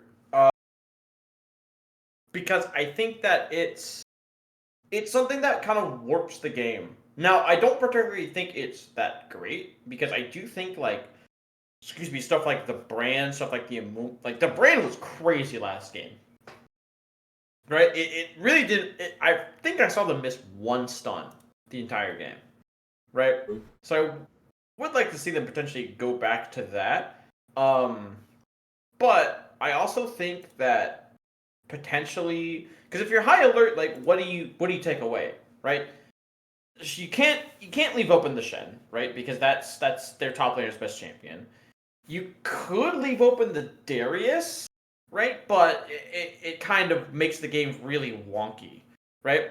And then Senna is just still so broken right now, especially with that Black Cleaver. That Black Cleaver build is disgusting. What goes into the Black Cleaver build? I don't know that I'm familiar with. So the reason you do the Black Cleaver build is because they made a small change to it, to where there used to be a 0.1 second cooldown between the armor shred stacks, right? They removed that, so now you could just basically just rip through armor, right? Like it's no one's business. And since Senna's a very funny champion with how she works, she utilizes Black Cleaver probably the best of any AD carry. So, plus I believe the Enchantress Senna's thing is still viable. I'm not too sure though. Hopefully someone in chat can correct me if I'm wrong there. That Enchantress Senna is still viable. Interesting. Well, Senna certainly is game warping. I do think we are going to get draft coming out here. Lily is going to be the first thing banned away. Darius on the other side, we're definitely not going to see it. High Alert just telling us, nope, sorry, you don't get it. Jinx going to be the second ban. Or They're thinking about this Jinx ban. I would still take Jinx away. I still think Jinx is a really good hyper carry. Yeah, it is going to be taken away, especially with that. There's a Xerath ban. Xerath ban is interesting. I feel like the Xerath was a problem, but I think it was more of a problem because the brand was able to kind of go and really mess with it. Yeah. Like mess with him's lane. The Xerath ended up getting a lot of the kills, but I think it was more of a symptom and not the disease, as it were. Ashe going to stay banned as well. So this does leave the Zac open now for a High Alert, something that that Panther piloted incredibly well in game 1. So it's interesting to see. Brand is also now going to be taken away from High Alert. So banning the two main AP threats away. I would like to see Big Pharma take away the Zac if they play it. Because I do think Amumu is playable. It is actually just going to be that Senna that they are thinking about playing. Yep. And I think rightfully so. Like you said, it is game warping. If High Alert are not prepared to play against it, it is going to be... Now, Shen is also up. Shen's up too. Yep. This is game 3 as in Genesis. Yeah, it is currently 1-1. So, this one's for all the marbles. Both of these teams... Actually, hang on. Let me do this properly. I'm going to sit up. Oh, we're sitting up for this. Oh. Yeah, I'm sitting up. That's how you know I'm being legit. I'm going to sit Kaisa up. Not? Put on some music. Kaisa Nautilus. Not seen. Maybe. Yeah. I only see the Not, but I'm assuming this is going to be Kaisa here. Is a classic combo. We'll wait to see before I give Kaisa also no stream. It is actually Lucian. Okay, Lucian versus Senna. Thematic matchup. This is true. Synergensis. For your information, this is High Alert versus Big Pharma. High Alert coming off a victory. Unchanged roster. Currently 4-0. Big Pharma, newcomers to the league, also 4-0. These teams have clashed twice tonight. They are 1-1. One of these teams goes away with a blemish on their record. And for High Alert, that would be a blemish they have not seen in 2 seasons.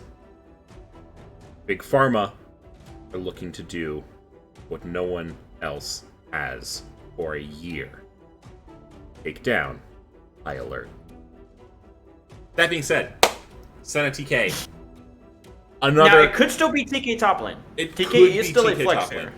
I also have seen some pretty gross Fiddlesticks things happening recently, so it could be Fiddlesticks jungle, could be Fiddlesticks lane. Yes, so they are going to pick the set for Truth here. I do like this a lot more for Truth. It does give him, now TK does give him a big beefy body he can dump onto Senna, which is really good. But if you're Big Pharma, I would just ban Amumu and Zac. Just take both those champions Yep. away. If you get something else, it's fine. Zac and Amumu are hell for Fiddlesticks to play because they can cancel Fiddlesticks R and W so easily. Yeah, and you already struggled with the Zac. There's going to be the Amumu ban. So, perhaps they are listening. They know they've struggled with the Zac. They won into the Amumu. They want it gone, regardless. Yeah, and the other thing that I'm interested to see is what Nox builds on Lucian. I'll talk a little bit more once we get into game, but there is a build that I have been playing on Lucian, especially in mid lane, that I love on Lucian. Now, actually, it's just going to be the Syndra. I don't know if I like this right now. I really think this should just be that Zac. Waiting to see. Has not yet been confirmed. Is now confirmed. They are going to leave the Zac open. I would not be at all surprised if they just go ahead and pick it up right here. Yeah, I think you pick it up. You're gonna give him the guy his preferred counter here. So what are we gonna see? I think it's just Zac here, right? I think you just pick that Zac. You now have such good backline disruption and engage that, and great ways to stop Fiddle and just kind of control the space. Never mind. What do I know? Oh. We have a Briar. All right. High alert. Just going to go ahead and say, actually, we're going to completely flip the script on its head. Panther 553,212. Picking out the Briar here. Shen, also, as we mentioned, available, was not banned second rotation. That, is going to come out here for Big Pharma. They're going to be left with what I believe is just their mid laner left to pick. But you're going to need a high damage mid laner right now. Because right now, if you're Big Pharma, your big damage threat is Fiddlesticks. We've been talking about ADC's mid. Smolder is open. Smolder is open. I would love a Smolder right here. Right? I think you just slam Smolder mid, and they're stream sniping, baby. They read my mind. Yeah, I mean, I think we're on enough. No, don't do it. No, wait. No! Oh, I almost had it. Ori is not bad, though. You do actually get pretty decent wombo here with the TK, but, man, Smolder would have been just incredible for Big Pharma. You have such amazing scaling, and on the other side for High Alert, the Dragon Throwdown for him, the guy.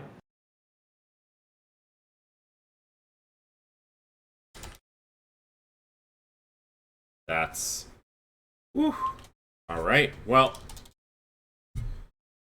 gonna get betting out there for you gens. But yeah, because someone's walking away from this game with a blemish on their record that they have not had before. Oh, for sure. And I think so. So here's the biggest thing for Big Pharma in this game. This is what you have to do this. There is no option. You have no options other than this option. You must get control vision-wise of your neutral objectives. Because a good Fiddlesticks ulti rips through High Alert.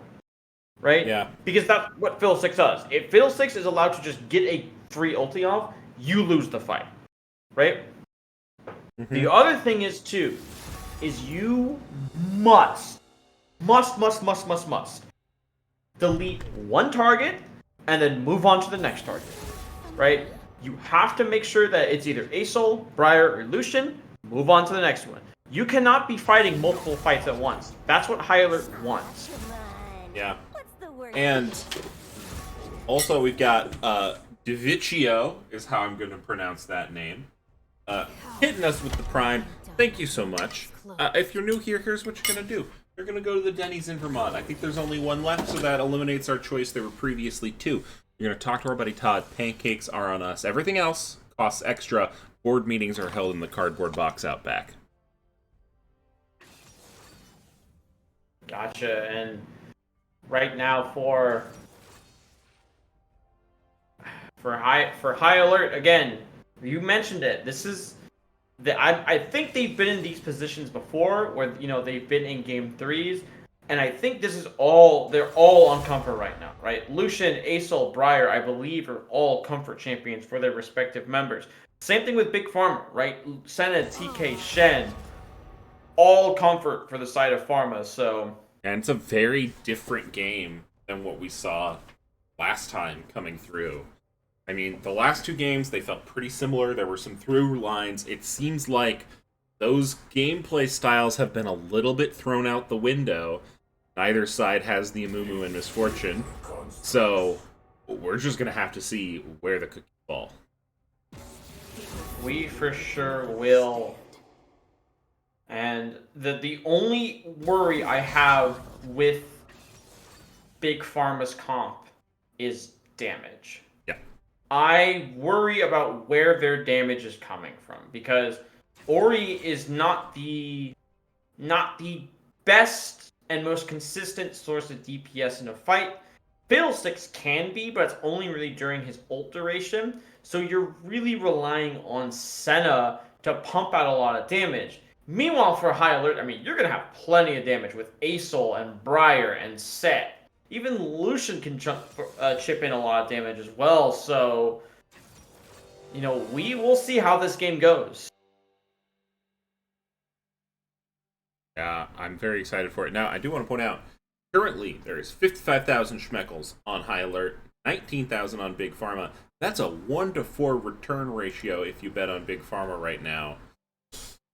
Just saying. It's, Godshark in chat makes an interesting point that I do agree with. If they fall behind, it's over. And I agree. Big Pharma they have to stabilize the game, and they cannot fall behind from laning phase, right? Because their comp, again, because it's all about the kind of control. If you can control vision and control space for the Fiddlesticks, that's where you're going to find a lot of advantage. But if you can't, then Fiddlesticks doesn't really have a great use. Yeah. Yeah, Fiddle can't sort of dictate fights. It's going to be very difficult for Big Pharma. That being said, Locke has shown themselves to be a very adaptable jungler. They were a huge part of Big Pharma's win last game. So I'm very interested to see what they can pull off in this here Game 3. For sure, and the interesting point is kind of, I think, for High Alert is this Briar. Because again, Briar is a champion where if they get rolling, it's so hard to deal with them. There's just so much healing coming out. But if Briar falls behind, right, then she kind of just throws herself at you, and then she dies. You know what I mean? So it's going to be incumbent for High Alert. If they're going to get anyone rolling, especially early game, they got to get this Briar rolling. Absolutely. Briar's got to be rolling. And having the Nautilus, I'm wondering if we're going to be seeing an early invade here. Potentially. We could see that kind of come out. My only real concern with an early invade is actually from the side of High Alert, an early invade is actually pretty good. You just can't hope that, like, okay, Acel, we really need you to do a lot of damage here. But Briar can do a lot of damage.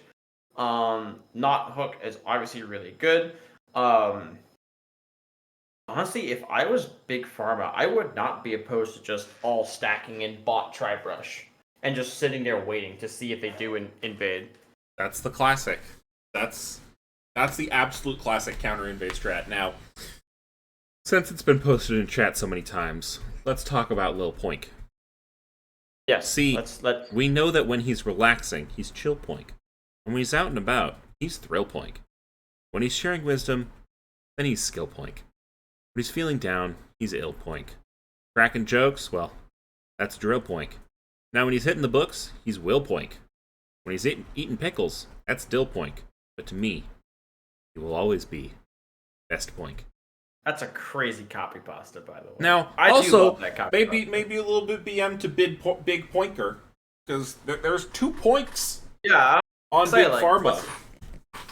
What's the T?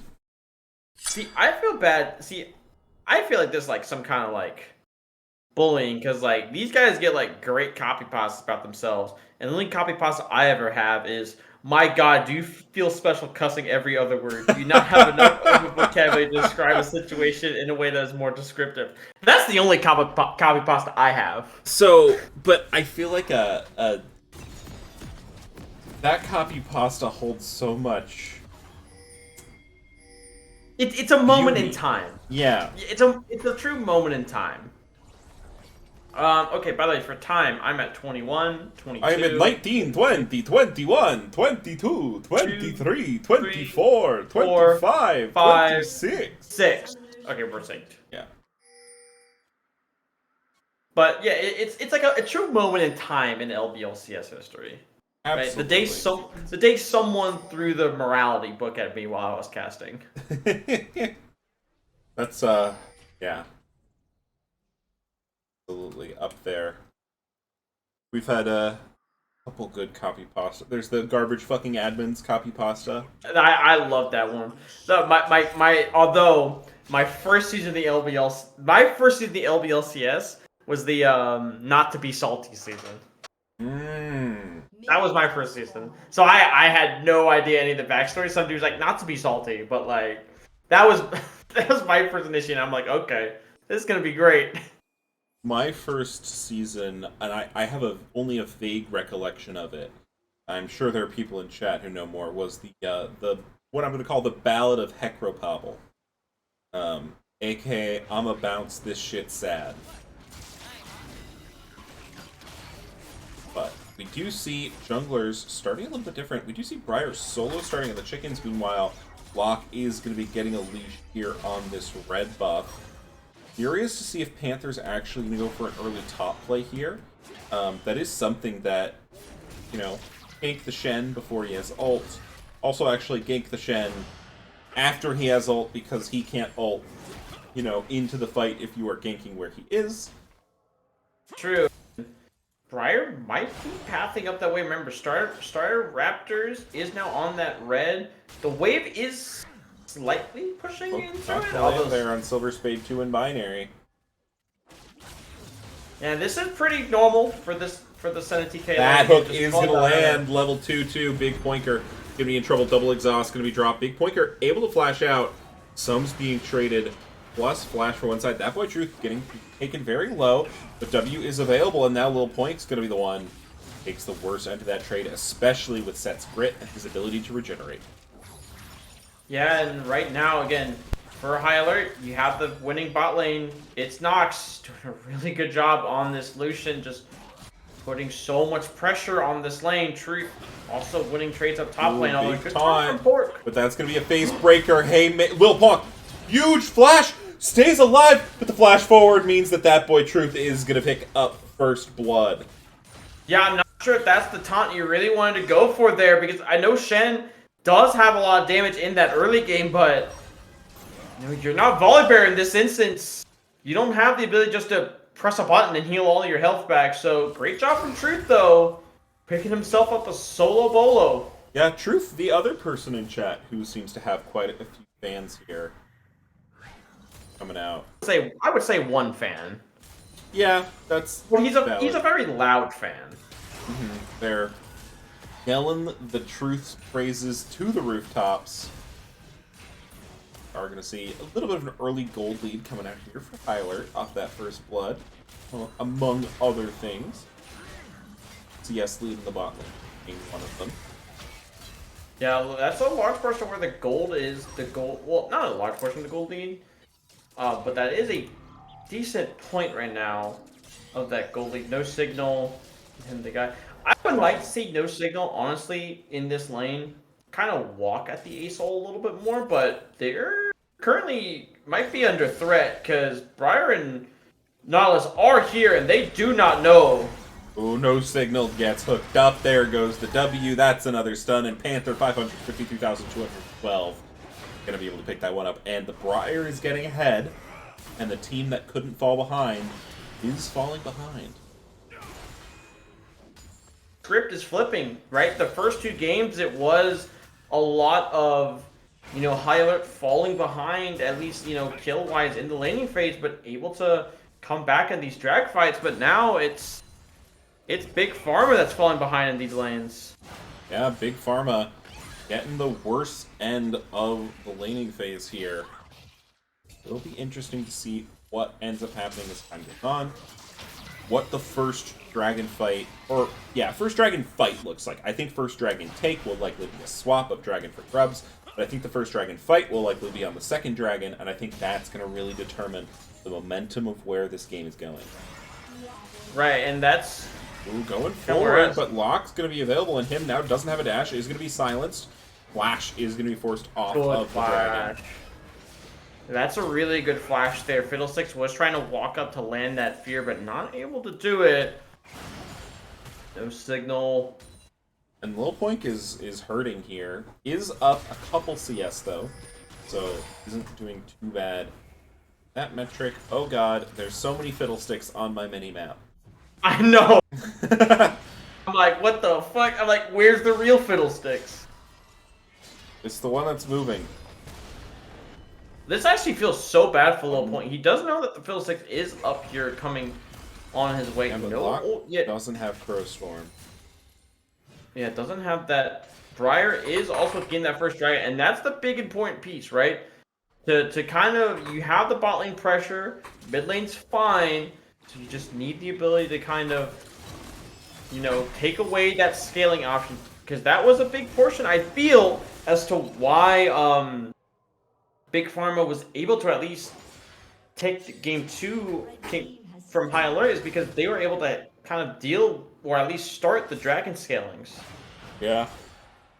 That dragon goes into High Alert, and Locke just trying to go help Lil Poink here up in the top lane, try to get that Shen wave pushed in, but now Briar, Panther 552,212, has made their way up to these grubs. Don't have a window to do it.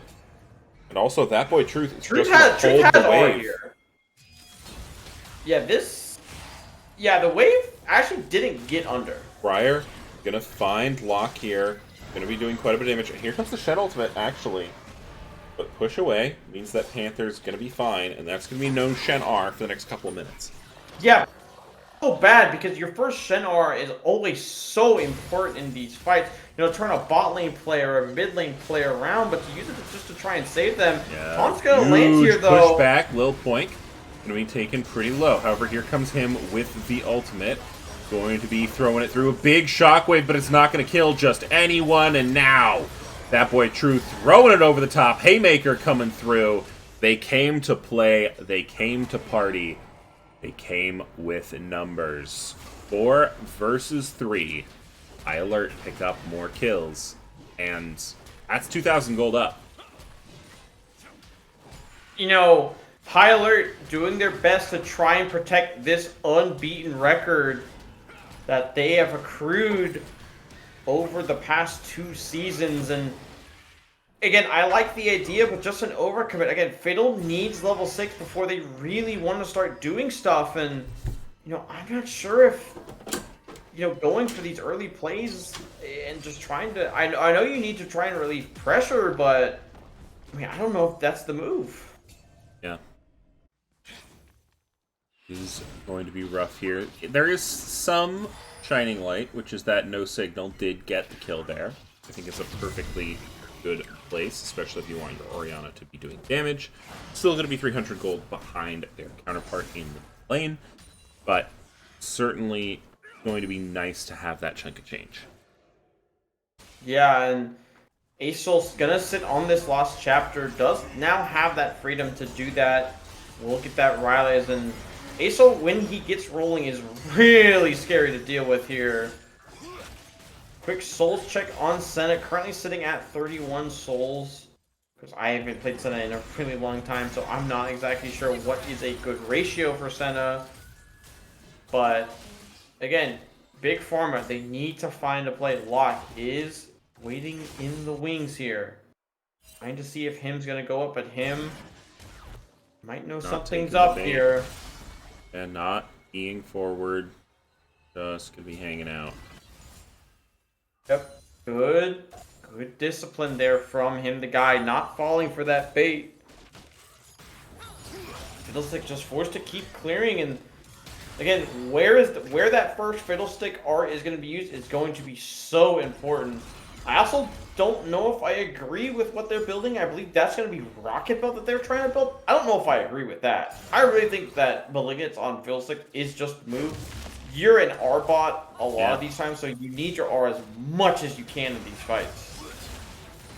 Absolutely. Silver Spade, 10 in binary. Are we looking forward? Now, Tanner and Big Pointer are going to be looking to do a little counterplay, but not too much going to happen there. 1 minute on this Mountain Drake, which I don't know if you want to actually contest if you are Big Pharma. Maybe if you get a really good Fiddle ult, but Fiddle's going to be up here in the top lane. That boy Truth going to be using the ultimate to try and escape. Kind of ult coming over the top. Silver Spade 2 in binary. Going to find a nice little hook there onto Big Pointer. Big Pointer going to look to re-engage. They're missing.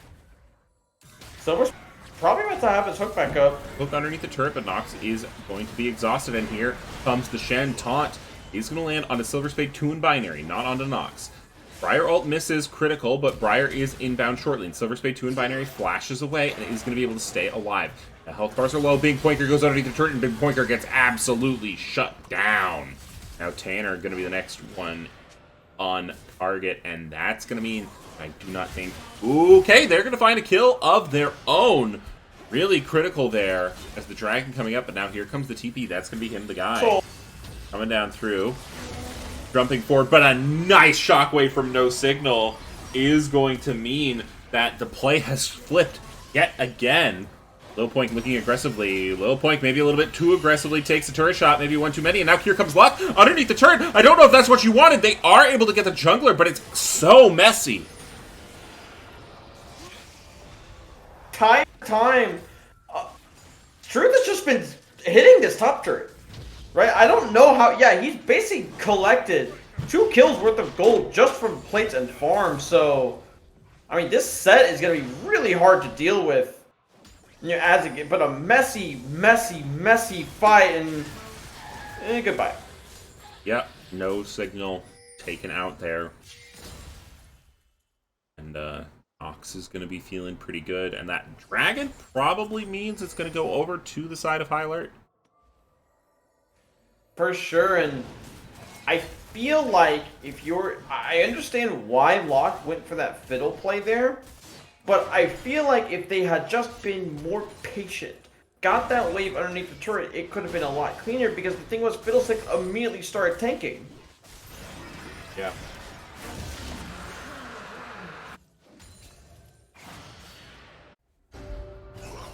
Again, another Dragon going over to the side of her. It is going to be Hextech Soul. So again, I think a really important soul that you need to try and grab. Double Borks are now finished for the side of High Alert. They are feeling really strong about themselves at this point in the game. Hextech Soul is one of the higher win rate souls, I believe. Actually, I believe Infernal and Ocean are kind of at the bottom. Wind's at the top. I think it goes Wind... Hextech Mountain, but someone can double check me on that. How many? I've only eaten 1 waffle. I've just been making them. No one's been cashing them in, so they're waffles for me. Yeah. Waffle maker, of course.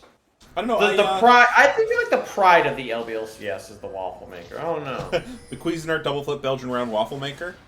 I'd say it's pretty solid.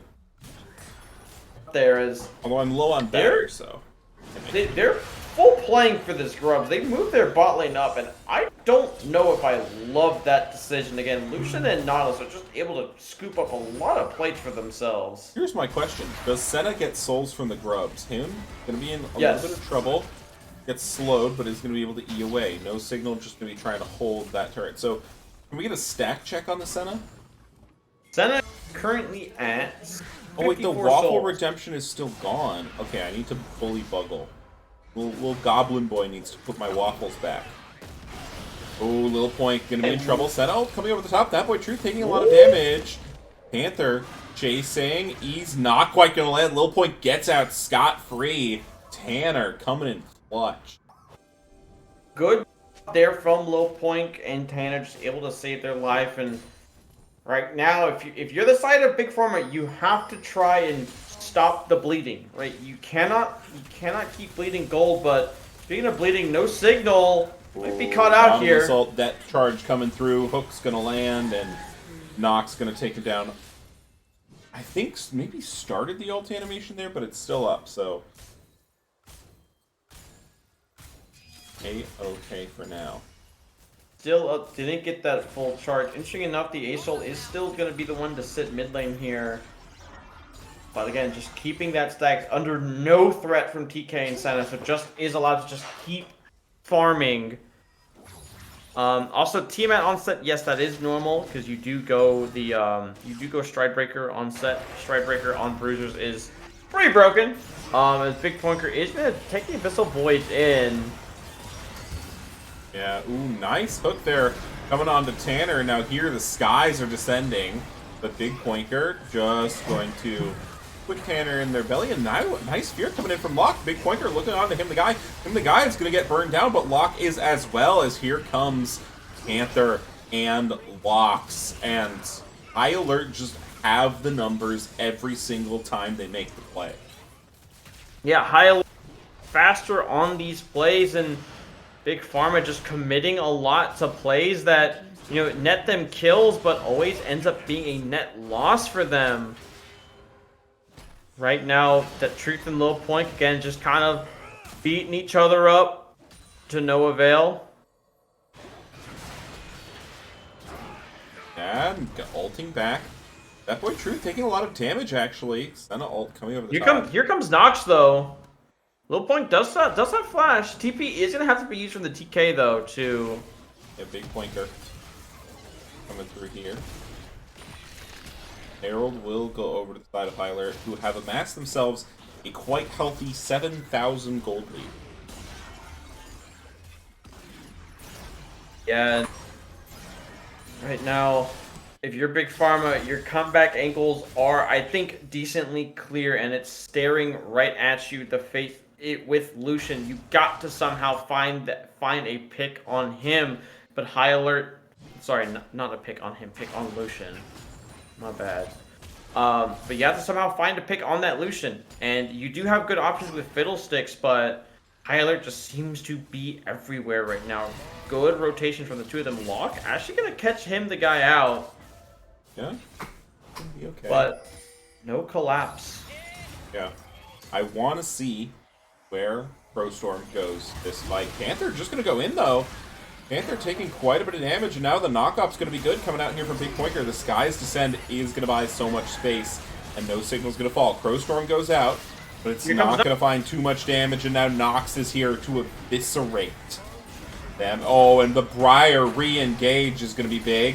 Not going to let the W go down. Meanwhile, Lil Point gets taken out by that boy Truth on the top side. The guy is going to be chasing him down, and I think the wallet difference might be a little bit too big. High Alert just smacking him with it. Showing utter dominance in this game 3.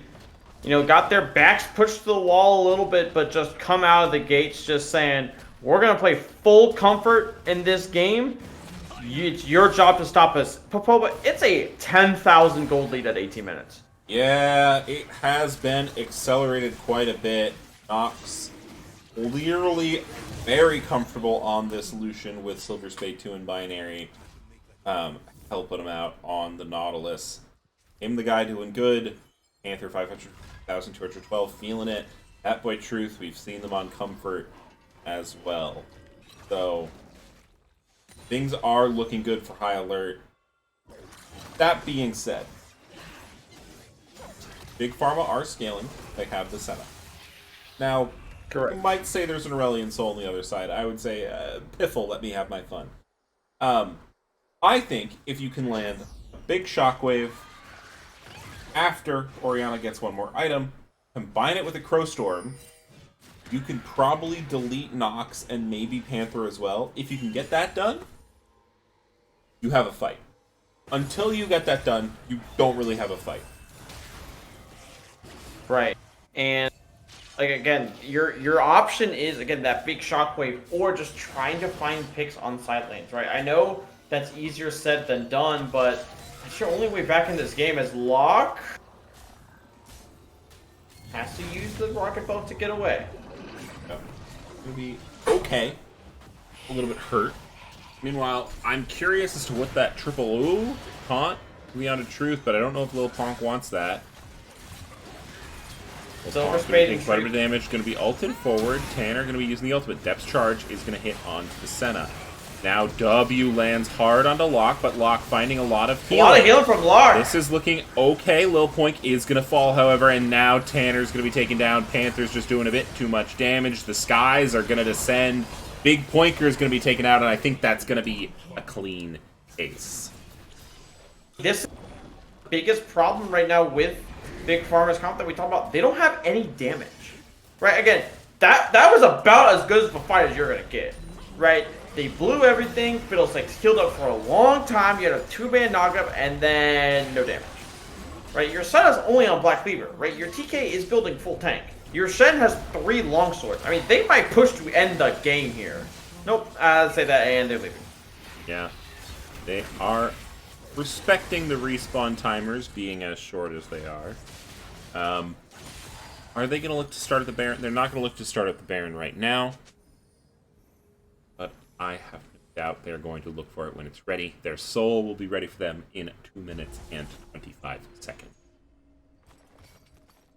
For sure, and again, right now, if you're Big Pharma, you just have, at this point, you kind of just have to throw the Hail Mary, right? You just have to try and say, look, we got to try something. We have to, again, we're really far down. We're in dire straits, but again, that's, Hail Marys do happen.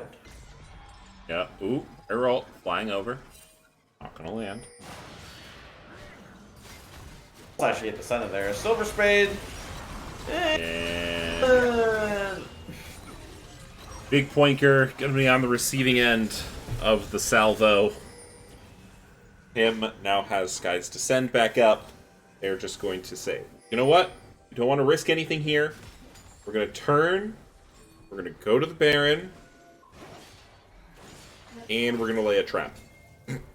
Yep, they are trap again. You either give up Baron for free or you die, and well, you're kind of gonna die. Yeah. Fiddle gets taken out. That boy Truth gonna be jumping into the back line. The Dragon breathes fire over the top. They don't need the Baron. They are gonna take this game. High Alert will remain undefeated, and Big Pharma will receive their first loss in, I believe, their LCS careers. So, really not a bad showing first time out from Big Pharma. Very excited to see what both these teams do come playoff times. Would be a big shakeup if they don't go there. High Alert just going to put the bow on this game. And that concludes. Teams. I mean, I think that game 3 was kind of what could go wrong did go wrong for the side of Big Pharma. But again, I don't think them like losing this series is nothing to sneeze at with this team. I definitely think that this is a team that if other commercial teams are watching them, that they absolutely have to worry about. Because I mean, if there's anything that you need to look as reference, look at game 2. Just look at game 2. That they played those fights insane in game 2. Now, it is getting late because we were at a 3-game series, but I'm going to go ahead and ask Zodiac, who are your MVP candidates for that exchange we just saw? I think my MVP candidates would probably be Silver, Nox, and I'd probably see Silver or Nox. Sorry, Silver Spade Binary number 2. Yeah. And then Nox. Those would probably be my two. I think Silver Spade Binary number 2 had a. I mean, even in the loss, I mean, they had a ridiculous Thresh game. I'm gonna throw Panther. I'm throwing Panther in there. I sure we could throw Panther 553,212 in there as well. Right. Well, we'll get that going. As a reminder, you are welcome to use your schmeckles. Vote for whoever you want. And, Nesnid's gonna be mad we didn't put truth on there. That's, no Womp wait. Listen, okay, all I'm gonna say is Game 2 Vladimir flank. Nah, yeah, dude. Unironically, yeah, that's all I need to see. Game 2, Vladimir flank. Okay. Moving on. But, no, I definitely do think, again, Nox and Silver played amazing, I think, overall this series. I think that the Game 2 was a little bit unfortunate from them. But I think they definitely had the good moments and good ideas in that game. I just think again that Game 2, Big Pharma out executed them. But Game 1 and Game 3, I mean, they crushed those games. Mm-hmm. All right. You just got counter Game 2. Yeah, big credit here to Big Pharma, bringing High Alert to the 3-game series, handing them their second individual game loss of the season. Still a very impressive showing for a new team to the low-budget LCS. So, thank you to both teams for letting us watch you. We're just going to see in a couple minutes here. It's tight between Silver Spade 2 and Binary, and it's Nox. Sitting at 12, 13 votes apiece. 14 now for Silver Spade 2 and Binary. 15 even for both. 15 even for both. Can I get an 18? 18 for Silver Spade 2 and Binary. 22 for Silver Spade 2 and Binary. Now we're even at 27 and 27 with It's Nox. Closing the gap. It's Nox going to be one ahead. It's Nox now going to fall behind. 37 for Silver Spade 2 and Binary. 43 for Silver Spade 2 and Binary, with Synergenesis contributing 4,200 channel.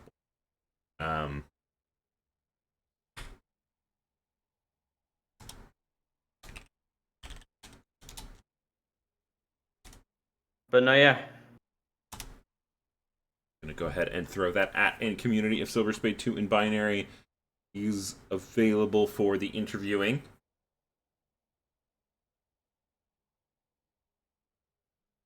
I need to check on my phone. I need to check my fantasy. Let me see what I did in fantasy. Fantasy football? Yes! I'm going to pull... welcome, Silver Spade. Your new name, by the way, according to the cast, is Silver Spade 2 in Binary. I don't know heard. if you heard that. Not super excited about that. I mean, so are you officially telling us it's Silver Spade 10 as opposed to 2 in Binary? 10. All right. Well, now we have that confirmation, you know? We didn't know. Any case, congratulations on your series. What were you... Let's just go into it. How are you feeling after Game 1? What was your all's game plan going into Game 2? How did you feel after Game 2? And then it seemed like a pretty big switch up for Game 3. So just walk me through all of those points, because that's the main questions that I have. So we do a lot of scouting before every game, and we saw they kind of prioritized picking the Darius, Shen, and Senna when available. So we immediately were like, we'll just ban those. And they kind of went to some comfort picks that are in like their most played for Game 1. So we were ready for that. Game 2, they kind of threw us for a loop with the brand Xerath, and our team comp we just didn't have anything to get onto that back line as well as we thought. And then the Braum did a great job, stopped every single MF ult. I thought we had a lot of opportunities there if the Braum was removed, but they were always there. So kudos to them. Game 3, we've lost before, and we keep a pretty good mental. So we just came back with a new plan. We just banned the Xerath and brand, and said we'll let them have the Senna Shin, and we'll just beat them elsewhere. So it allowed me to, like, I know Senna Tom isn't going to do much to Nox, especially on Lucian, so it allowed me to get that early roam off mid. And we just kind of snowballed every lane. Truth did fantastic, specifically Game 1 and 3. But his settled Game 1 won us that game easily. But that's kind of it. All right. Well, you are coming off of a previous undefeated season. Undefeated this season. Um, looking for your second title. Is there anyone in commercial who you have your eyes on right now? Any newcomers you think might be giving you a challenge? Anyone you think may have leveled up from last season? What's your sort of read on the overall state of the commercial league? I think with this win, we've pretty much got our division on lockdown. Not to say that our next couple games are going to be easy. I know we've got DVE coming up, but I think our main focus now is going to be on those undefeated teams from the other division. You've got, is it Serenity from Mm-hmm. Group A, and Any then Old Bad Man Boys Land Club? from Group C. We've played Old Man Land before, and I think they took a game off us last season. So looking forward to seeing how well they've improved. But that'd probably be where we're looking at right now. Yeah, Old Man Land, I think also had a game today. Um, so don't see those results Hope they just won. yet. Like those guys. Yeah. All right. Well, it's getting pretty late, so I think that's going to do it for us. Zodiac, do you have any further questions before we go ahead and wrap this one up? So I guess my biggest question for you, especially heading into a new and different meta potentially. I don't think the bot lane meta should change actually, but what are some, especially heading into playoffs, what are some picks that you especially are kind of looking into playing, or some champions that you're really excited to potentially see being played? I don't want to like reveal any of y'all's strats, but what are some champions that you might be really excited to see being played? Yeah. So honestly, like the champions I played have not been particularly meta for a while. Like Morgana is not a great support. She's been in a terrible spot. Thresh is okay. I'm kind of sad to see Leona phasing out because most of my champions countered her. But I'll probably keep playing the same old champions. It's at the level we're playing at. It's a lot of comfort picks. So you can kind of ignore the meta and just kind of pick what you're good with. Now, as you move up divisions, that probably changes a lot. You move into financial executive. You expect that those smaller changes to more impact what's played, but commercial, I don't think it's going to have a whole lot of impact. Sounds good. And then, do you have any league people for us to raid as we're done here? I've got. I do. Oh. I do not. All right. So, dealer's choice. Dealer's choice. I think we're gonna go ahead and raid Fiction, unless anyone has a problem with that. I think that sounds pretty good. And thank you all for joining us. Thank you to the teams for letting us watch your games. And why don't Zodiac, you take us out with your classic phrase? So remember, kids, as you're getting ready for the fall, school's going on, everyone's kind of back at work. Remember, do your drugs, stay in vegetables, and don't do school.